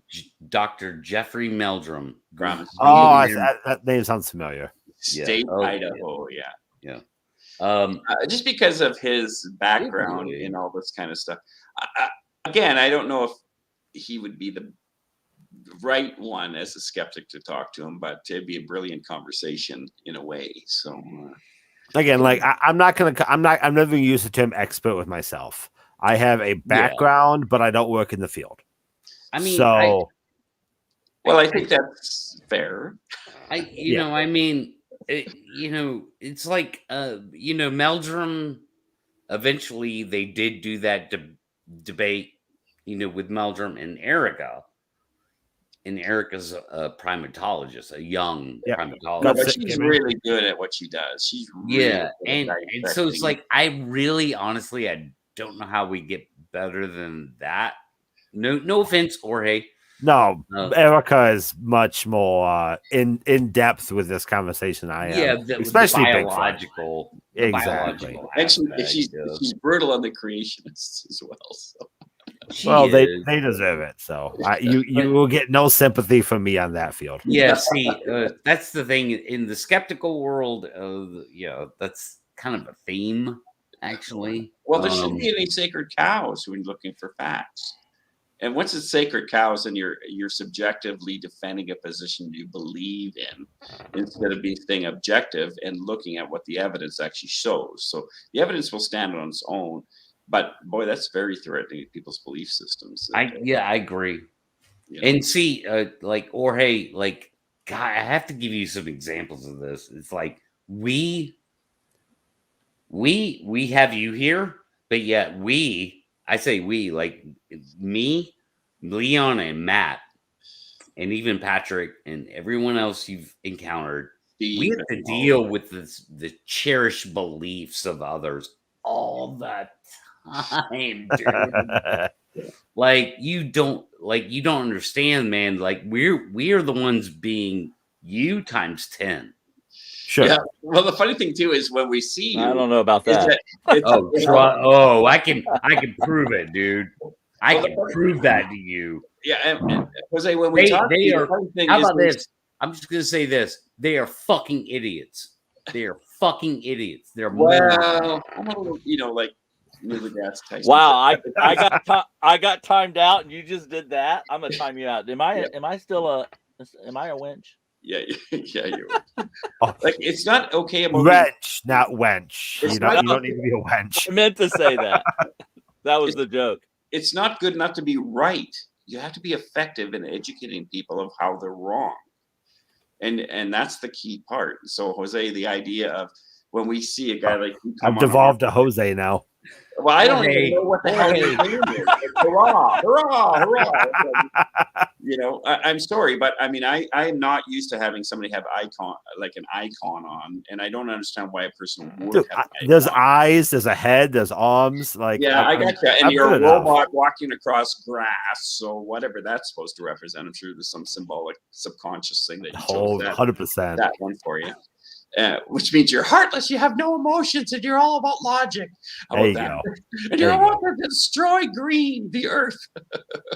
I mean, that's bullshit. But, when I'm looking at trying to, and hearing a guy a skeptic coming on here, when we're all skeptic as well, and hearing the way you're coming across to us, it's funny to us because we're doing exactly what you would be doing to us. But we're doing it to the Bigfoot online scene. That's the funniest thing about it, at least from my angle. I look at it saying, here's the guy who's coming on to us, but we do exactly what he's doing to us, but he should be doing it to this other audience that we do it to as well. And that's why it's nice to have you on board with us. Is because we're not. I mean, if you guys end up heading someplace a bit more, zealot. And you want to bring me along, like the people that you guys make fun of in the Bigfoot community, you can bring me on if you want. I don't mind. I'll talk to anyone. It's always fun to learn this stuff. They won't let us on, dude. No, they won't have anything to do with us. They're not gonna. No, because we're a threat to them for sure. We're a threat. Yeah. Well, I mean, if you guys ever decide to make peace, I mean, I'll talk to anyone. I think I made it very clear. I came onto this damn show, right? So I mean, what? This damn show. Matt, check the tape. No, the problem, Jorge, is that we are the skeptics, and I mean, yes. I think that's why, like, you get us. You're like, well, wow, you guys talk differently about it, and we do. See, I don't get the sense he gets it at all. He does. When I'm looking at him, I see a cognitive dissonance there that he keeps projecting onto us, which is like, to us from our angles, like, we agree with what his angle is. Like, yeah, no, but you know what, dude? Like, I don't blame Jorge for not, like, buying into it. Like, I don't blame him. Well, I mean, there's not enough evidence. It's not just this topic. It's flat Earth topic. It's UFO topic. It's I believe in pixies. I believe in all the crazy stuff that's on YouTube. I mean, he's probably. I'm not speaking for you. I'm assuming, so I can be an ass of myself for sure. But I think he would approach us those subjects equally, like, fairly in his mind. So Right. you probably I don't blame you for not subscribing to my channel because my channel is bullshit. Well, you but- never tell us your channel because I would subscribe to it because I subscribe to Erica's Yeah. channel. I subscribe. Yeah. I mean, hey, to sub to me if you want. I don't Is post what? often, but I posted a video a few days ago about mud fossils, about people who think that mountains are fossilized animals. Oh, they are. What are you talking about? You know, and that's the kind of stuff I do in my channel. You know, and Yeah, sure. it's so like this conversation is so grounded in reality. It like is weird for me as a YouTuber. You know, because you're like, I'm actually in the woods touching things and I'm hearing things. And my usual opponent, if you will, is I'll pick up a piece of quartz, and this is the heart of a dragon that existed 5 billion years ago and created by Martians. And that's You know? exactly what we deal with in the Bigfoot world, or hey, is what I was just trying to say. We deal with that level of craziness, dude. Like, it doesn't do the actual phenomena any good to deal with the shit you just said. I mean, you'd be shocked. I wouldn't be shocked, but yeah.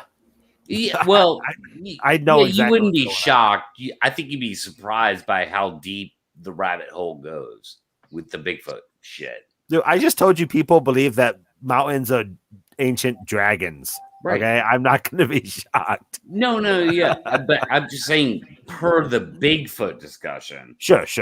Yeah, is that you kind of have the same kind of bullshit happening in the Bigfoot world, like you're talking about. Yes. We have cults. We have actual cults, like real actual cults, and we have false narratives. We have everything in between, right? Yeah, I believe it. Yeah. So we're not here to promote any false narratives. We're definitely not here to promote cults. We'll call them out every chance we get. Matthew Johnson, you're a fucking cult, and so. Like we're trying to be outside that bubble, and it's not easy, man. These are not easy waters to swim, bro. I think it's culture, not easy waters to swim. It's not just this topic. It's low resolution. I'm thinking Western culture. It's bad right now. Rational. Yeah, but it's focused on Bigfoot. The window. Yeah. It's not a healthy. Scares the hell out of me what will be happening in the future coming up here for sure. So sure. But, all right. Let me ask you this also, Jorge, real quick before I turn it over to Matt. Is that what if I said to you, Jorge, hey, listen, Jorge, we can't have any more of these disagreements about geological factors, right? Like we can't have this anymore.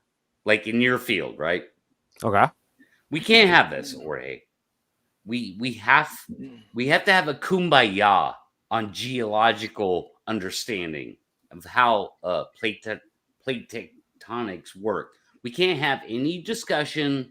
We can't have any questions. We just need to have a narrative thrown out there.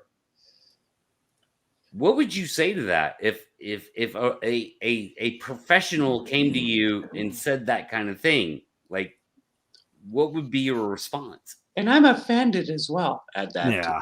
So my response to that would be, so first of all, what you said to me echoes a lot of pop science approach of the science is settled, right? You hear that a lot with like evolution or all these other things where the science is settled. We know what's happening here. And quantum mechanics, people love to talk quantum mechanics that same way. And any good scientist will tell you that they don't know. They simply, the evidence suggests best towards. When I was doing my thesis, I couldn't say this is true. I could simply say, I have a good reason to believe this, right? That's how a scientist talks. So If someone tells you the answer is determined, there's no more question, they're trying to write a book. They're not trying to do good science. Well, which is why I'm not saying Bigfoot doesn't exist. I'm saying I don't see any evidence for Bigfoot to exist. Yeah. And those are two very different sentences. Yep. And I'm sorry, Matt, if that's more cognitive dissonance. I'm trying my best here. No, Matt, go ahead. I don't even know what to say. Okay. Well, I've already said it. I mean, I just don't see how, I'm on a quest for the truth. And if I can prove that everybody out there who has these Bigfoot channels, even though I'm called Central Florida Bigfoot because my interest is in proving or not proving the existence of a Florida skunk ape or a Bigfoot or a Sasquatch, whatever you want to call it.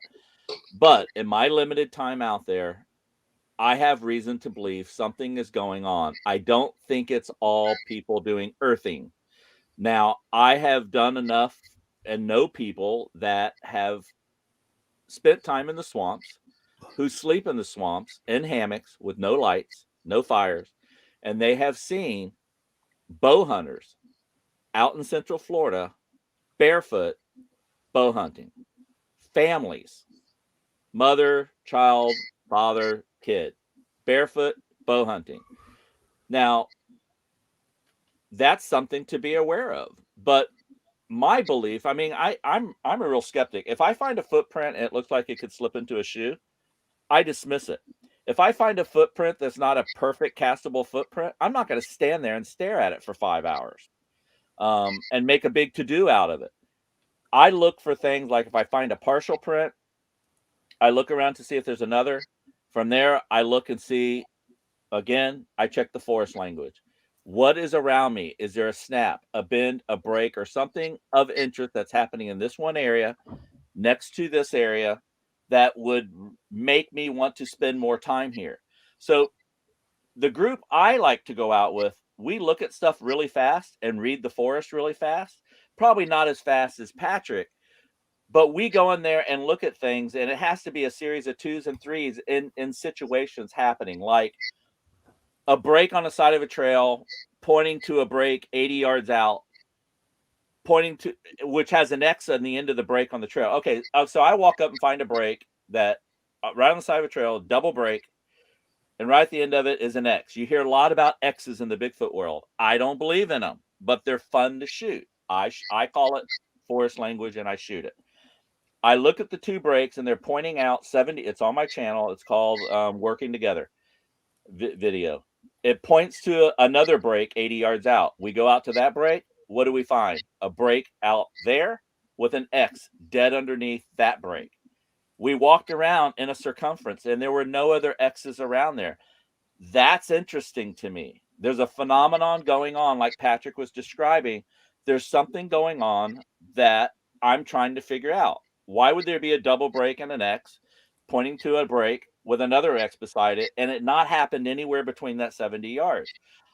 To me, that's interesting, and it's exploring, and that's what I'm trying to do on my personal channel, is put together the pieces of the puzzle. I'm not to an extreme where Bigfoot doesn't exist because I don't have a body. I think there is evidence. I think eyewitnesses are evidence. I think footprints, if there doesn't look like it fits in a shoe, and you see, I mean, I do know people that claim they have hair samples. Now they say they can't get them tested. So I don't know if that's true or not. I've never called anybody and said, hey, I got a hair sample. Can you test it? But I know what happens when they get it tested and what it comes back 99%. Everybody says that. So at that point, what does it mean? But I think there is evidence for something out there. I think it could be Bigfoot. But if I can prove it wrong, I'm going to be the first one in the Bigfoot community that proves it wrong. Oh, you skeptic. I will. I got no problems with that. I'm not here. Not trying to go for fame. I see how it is. Exactly. No, I mean, it's just like, no, I'm legitimately enjoy going out in the woods and exploring. And I'm like, I'm not a woodsman. I'm learning that at the same time. I'm playing my childhood catch up of wanting to really be this guy, the Patrick, who knows all this stuff and could jump on a horse and ride a horse and do all this stuff. I'm not even 100% sold on the Patterson-Gimlin film. I'm about 70% there. There's things that raise a flag to me there. What you want to have? Are you going to join Jorge in a On that, debate on about that, PG on film? that one, I probably could. And I could as well. I officially won the debate. There we go. There we go. All right, now we have the workings of a debate. You know what? You know what? I'll take on Matt, Leon, Jorge, and anyone else that wants to Oh, join you're gonna lose. debate the You're Patterson gonna film lose. against me. 5v1. Let's do it. Let's do it. Wasn't the PG film supposed to be a female? It is a Matt, female. take it back. That's why Okay, it's so I asked that because Patrick Vaughn I'm serious. described the flopping of the titties when he saw it, and there's no floppy titties in the PG film. Therefore, it's fake. Okay. Oh, No, that's not there is. true. No, There listen are to Patrick definitely Vaughn. there Like, are definitely he described floppy- to me the motion of the breasts. Okay. There are So definitely like it was almost pornographic. So okay. What? I'm gonna shut this shit down right now. Yeah, thanks. There are definitely floppy titties in no, the I got like an PG. additional thank beer I could drink. Yeah. We're academics here, okay? All right. Hey, We talk that's civil, biology, we man. don't swear. We talk scientific like. We don't use flowery booby stuff to. Scientific, You like know, yeah. we can talk. We can talk. Yeah. talk The squat. buzz sets in, I ruin the entire night. Look at I me. know. Yeah, I can't believe you. I'm such an Well, ass. You're hey, doing hey, so you know well. what? Or hey, do your research. Yeah. Do your research on the PG film. Oh, okay. We will Not have on you back. floppy boobies. Hey, We call will me. have you back for a 10v1 against just me. 10v1 against Pat Turner. And I'll take on everybody on that film. What you see in that film is a Bigfoot. Period. Okay. All right, whatever. Whatever you say. That's right. These are not the drones you're looking for. What you see in that film is a Bigfoot. Period. I'm telling you, Oh. that's some pretty special camera work by a guy who's not a videographer. I couldn't do it at 40 years experience. Wait, is everyone on my side for this conversation right now? Yeah. Yes. Except me. You're winning us over. Well, you don't count. You only run the channel. No one cares about you. Pat, Pat, Yeah, like, you're right. You're right. You have to say neutral, anyways, Pat. so. Later. Oh, bad. Let's talk about Pat now that he's not here. God, I thought he'd never leave. Ugh. I can't believe Oh. it. I'm I always. need to go to bed. You I'm people, you always people here. stay up too late. Seriously. I have to get going too in 2 minutes. So That's cool. Because all right, so Leon, you got to get going in 2 minutes. Final thoughts. I have lots I want to say to Orgi, Orga, Horare, Jorge, that's what we call him here on the channel. There's lots I'd like to say to him. And again, if you ever want to come on Truth versus Truth with Erica and Brain Bug or Bug Brain or whatever, Brain bug. you guys Yeah. should come on. Link I your would cheat. love to Link, pick you guys. Leon. Link your thingy, so I don't have to type it. Okay, well, I need to know what your channel is because I've been trying to join your channel. My channel is my name. Is it? Yeah. Because Yes, I checked your name, exactly. I couldn't be able to find it. So Fine. I'll go do your work. Wait, no, for no, you. no, don't worry. If it's your name, is it with the 3 after it or no? There, I threw in the private chat. I'll throw in the public chat too. Okay. Oh, yeah, go do your work Thanks, for man. you. I like that. Yeah, I have no Yeah, problem but with- Leon, if I type Leon into YouTube, I'm not going to find you. So No, you're gonna find Bigfoot Okanagan. You can find that. Or just look for Truth versus True. There's no videos on there except for my introduction video of what I'm going to be doing with the channel. So, but check that out. all right, are you Mary Morsery? No, I type Truth versus Truth. You do not show up. yeah. Well, of course, it's a brand new channel. Yes. So yeah. then link it. Bigfoot Okanagan. You go to link, yeah, go to Bigfoot Okanagan. You'll see a video called Truth versus True This that, is way too that they much. work. didn't like because I posted it. Yeah, I But know, I Truth know. versus True for the Bigfoot community. I tried. I'm to already have- subscribed to you, asshole. What is up? Sorry, I'm too drunk for this. Sorry. Yeah, I can tell. And that's the other thing. Quit drinking so much, man. I'm serious. What I'm doing. That's I don't know this what is you my got. Fridays, dude. My kid goes to bed and I can finally throw back a few. A few. Every time you're online, you're throwing back a few. Okay, I just subscribed to you. Woohoo! Okay, I'll look for you right now. It's quick. No, my channel's shit though. Don't feel bad if it sucks though. I don't put a lot of effort into it. Oh please. But yeah, Leon, I've already subscribed to you. So you want me on, let me know. I can join. My email is this@gmail.com. So 1 second. I'm adding you right now. Yeah. Matt, your final thoughts. Well, I think we're always going to run into people who, demand a body, and those who are still seeking and consider the pile of evidence of sightings and prints and forest language and everything else that we're seeing. I don't think that's ever going to change, but I will say my ending words is, even if I saw a Bigfoot and had the opportunity to shoot a Bigfoot, and let's say it didn't see me, I would never pull the trigger. So you're not going to get a dead Bigfoot from me, because for me, it's going to be the proof of me seeing it and me being satisfied with that. And I couldn't give a crap what anybody else thinks. So I'm not going to kill something I don't know, though. That's just me. I mean, I went hunting as a kid. I shot one squirrel. They said, next one you get, you clean. Never shot another squirrel. Did the same with a deer. Did the same with an armadillo. I just never. I just couldn't do it. I just realized that's when I started hunting with a camera, and so that's what I started doing. But I'm not going to bring you back a dead Bigfoot, but I'll bring you back a video of one. All right, fair enough.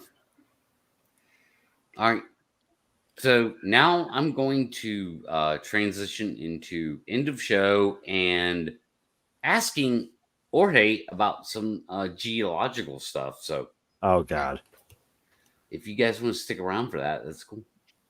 Oh, that's you there. Look at you. Oh, I said probably see your face, man. Oh, I don't see my face on some of your videos, right? You got your video on there with your face on it. No, my face has never been shown on YouTube. What about debunking creationism claim up Matt Powell, or is that Matt Powell you're talking That's about? Matt Powell. Now, Matt Powell's any pictures of yourself, video of yourself on your own channel? Nope, my face isn't shown. You're hiding. Oh my gosh. It's okay. I'm gonna track you down. I'm gonna get Steve calls after you, man. He'll find if you would like to find my face, that. I am very beautiful. No. So, I just want to read. do that. I want to read your facial expressions as you articulate. That tells me lots of good data approaches. So No. I trust you, man. I mean, it's not that we disagree. It's just that it's funny to hear your worldview and perception of how you perceive what you walked into here when you're talking with us. That's sure great. It's a great educational thing. So It is. for sure.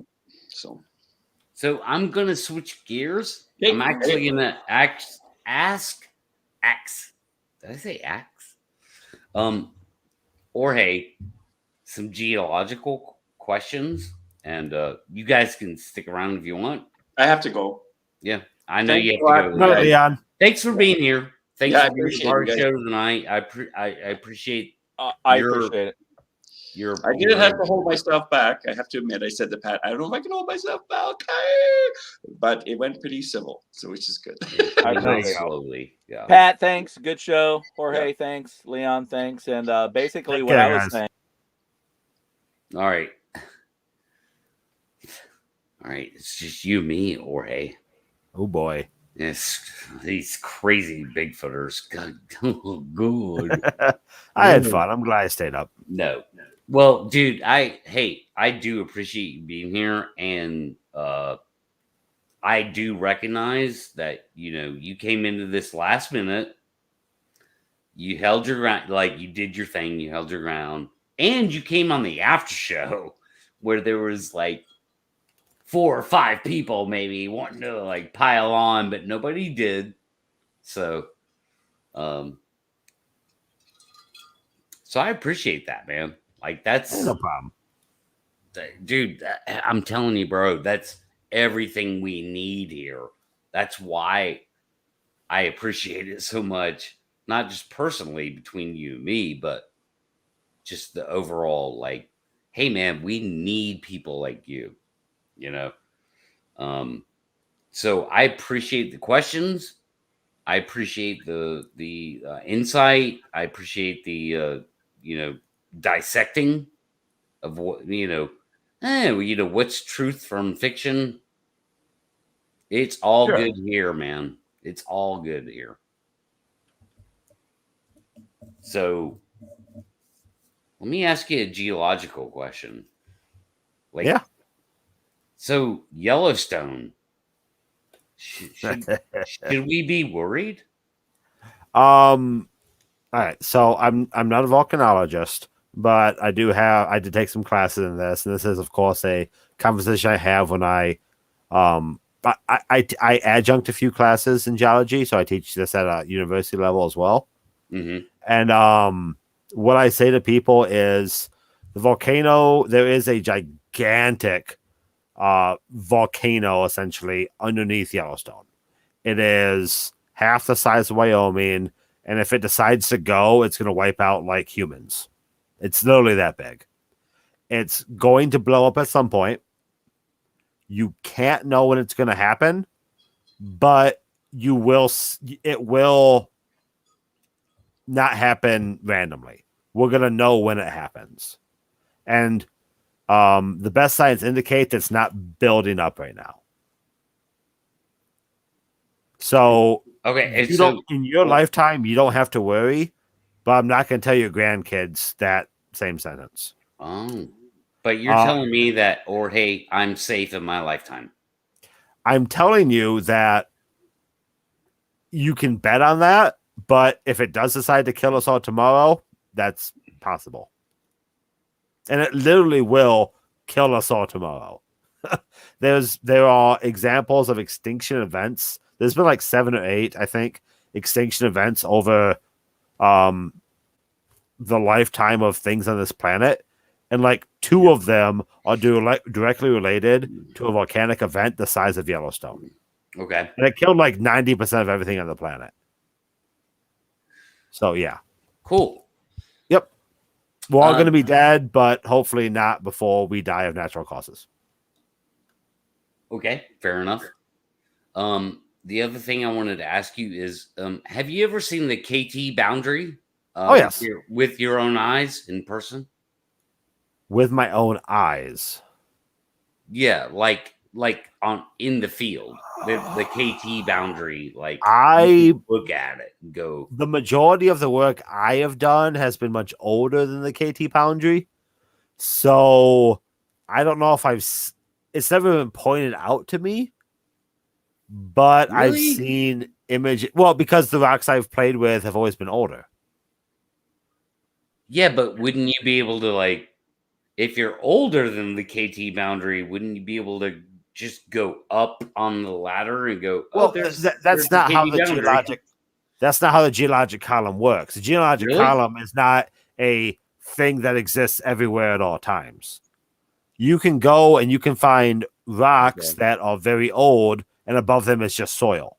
Okay. Because everything above them has eroded down. Right? Yeah, sure.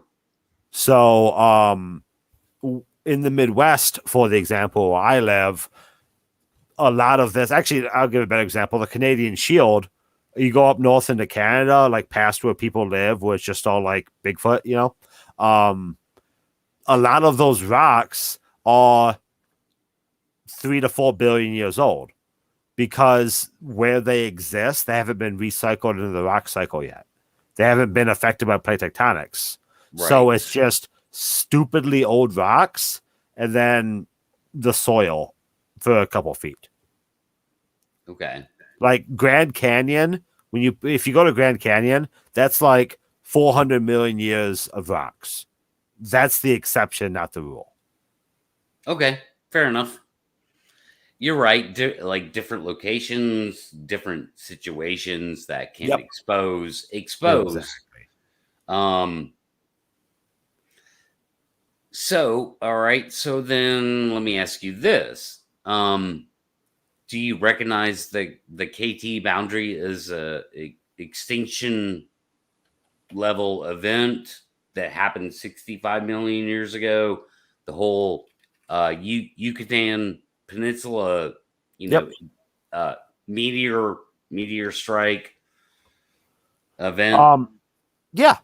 To my knowledge, the KT boundary is a distinct layer throughout the Earth, right? The idea is it's I believe, iridium layer that is the result of the asteroid impact spreading iridium, which is a element that's not very common on the Earth, spreading it in a very thin layer, geologically speaking, throughout the vast majority of the rocks. So you got like no iridium, thin layer of iridium, and then no iridium again. And that iridium is thought to come from the asteroid, which then therefore killed the dinosaurs. Or rather, the asteroid hit and the meteorological impact killed the dinosaurs because the clouds went up, sunlight died down, vegetation died because there wasn't any sun and it was cold, and then animals died. Okay. And of course, we haven't found any fossils of T-Rex, let's say, past the KT. Exactly. That's why we think everything died, because you have lots of big fossils and then no more big fossils. Exactly. Right. Okay. Interesting. Have you ever been to Meteor Crater in, I believe it's Arizona? No, I have not. Would you? I have been to Sudbury Crater in Canada before.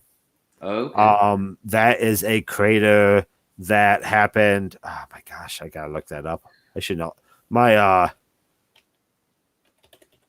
advisor would be so mad that I don't have this stuff memorized still. But it's okay. The Sudbury Crater in Canada is associated with the Great Oxidation Event, where essentially life began. So, so I have been to a crater, but not the one in Australia. There it is. Yeah, about 2 billion years ago. There we go. 2 billion years. Okay. But you have not been to Meteor I believe what they call Meteor Crater in I believe it's Arizona. Right? If I have, I don't remember it. Okay. Well, it's not in a geologic sense. Yep, Winslow, Arizona. Yeah, it is a well preserved crater in the earth. Ooh, that's pretty. I'm on the website now.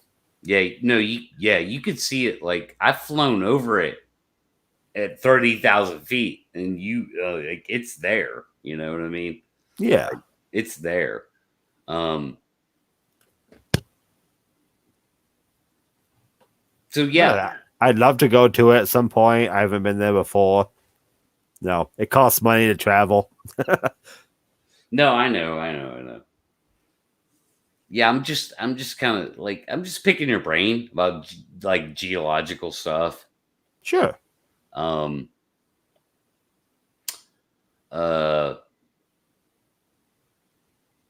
can't remember the other one. Like, I mean, obviously, shock quartz. Yep.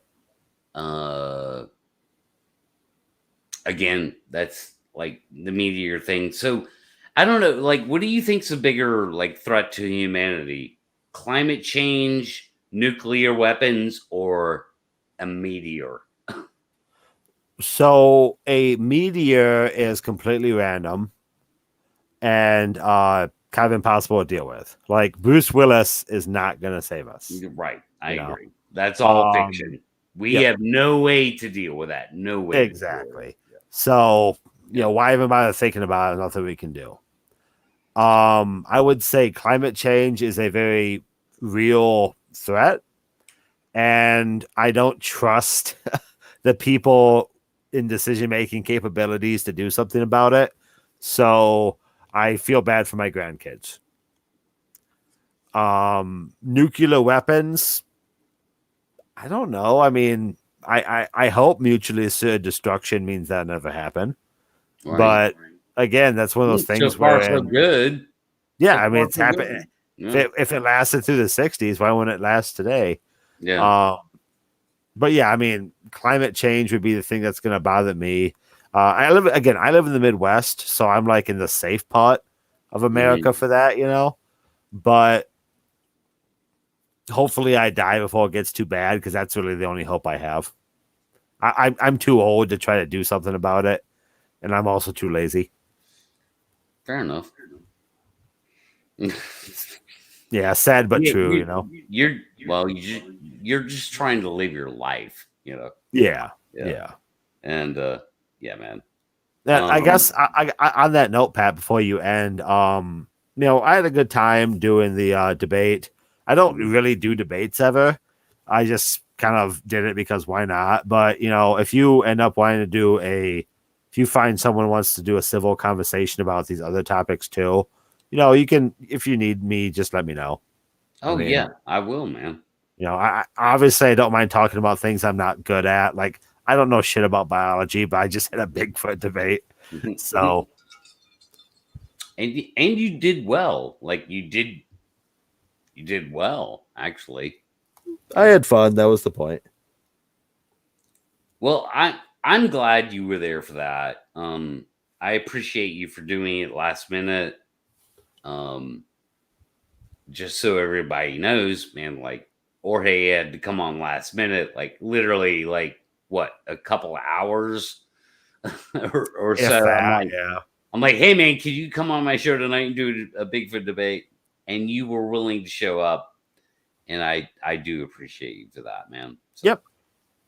And you did a good job. Like, trust me, dude. Like, this is the kind of thing I want. Like, I do want these perspectives thrown out there. I want the challenges thrown out there, because I had somebody comment while we were doing it, a good friend of mine, like, oh, there's no point to this. I said, yeah, there is. There's a point to this. If we can't make if we can't make the case, then that's when there's no point to it, Yeah.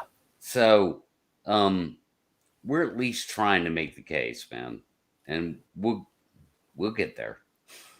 No, that said, you may not agree with my view on threshold of evidence, but if you can't convince me, that's one more person there, right? You got to have a goal. You got to have an end. You got to have something to strive to. Otherwise, you're just doing an echo chamber. I agree. And you're not getting anywhere. So, yes. And see, just so you understand, Jorge, is that we deal with the echo chamber shit. We are trying to bust out of the echo chamber bullshit. Yes. So that's why we're willing to talk to people like you or Benjamin Radford. Like, I've had him on the show twice, anybody, like, just anybody, any skeptic is welcome on this channel. So yeah, we're trying to bust that echo chamber BS, it, and I'll tell you, Jorge, it's tough. These are tough waters to swim in, man. They really are, because I'm a skeptic too. I am a skeptic, but it's tough. It's very tough waters. Because it becomes so binary. You know what I mean? And it's like, I want to bridge that gap. I hope to God that what I did tonight was like some kind of bridging the gap of reasonable discussion, which was had, like, in the debate and even the after show. Reasonable discussion was had. All points of view were listened to. And that's the best I can do, man. Yep. And again, obviously Leon and CFB were a bit more aggressive in their disagreement with me, but that's fine because everyone kept it chill, and that's the whole point of it all, right? Yes, it's not a shit show. Yeah. Once it turns into a shit show, then, well, there you go. Yeah. I'll never allow that on my channel unless somebody gets really the hell out of line, and then I'll make it a shit show. Sure. But yeah, man, dude, I appreciate you being here and being willing to be a part of the discussion, especially like you got your kid you're trying to put to bed, like you were dealing with some personal stuff tonight. and everyone loved it, They thought Yeah. it was sweet. But thanks for being here, man. I really No problem. really appreciate it. And we'll talk again. We will talk All right, again. sounds good, man. You take care. All right, later, pal. Yeah, take care. Peace. Well. It all turned out great. We got to do the show. I got to finally do the show I wanted to do, the actual debate, and we will do that again. Maybe next time the Patterson-Gimlin film. I don't know. Maybe not. Maybe something else will come along. But we got to do that, and then this after show that was well attended. So like, thanks guys. Like, thank you for being here. Thank you for watching. I'm going to wrap it up, and we will see you next time. Let's assume that you've got to this point in the video and you don't agree with me at all. Fine, but I guarantee that this video has been beneficial to you. It will, at the very least, have allowed you to compare your own argument to mine, thus giving you an understanding of the opposite view of the argument. And, assuming you're being honest with yourself and actually paid attention, it will have strengthened your own line of reasoning in preparation for an intellectually honest counter-argument. Therefore, even if you don't agree with me at all, this video will still have been useful to you, even if it only confirmed what you previously knew. If I get defeated here, if someone comes along with a very good counter-argument that defeats mine properly, then great, we've all learned. And if I'm right, great, we've all learned again. But if we don't have the debate because it's artificially shut down, or people complain so much that it persuades people not to take me seriously, we can't learn. We can't find the truth. So we will live in ignorance of the truth. It is therefore in all our best interests to have a debate about this subject. But if the academics or corporations like YouTube or the central state are not allowing the debate, or somehow find a way to call this offensive and take it down, then we won't learn, and we will have a valueless interpretation of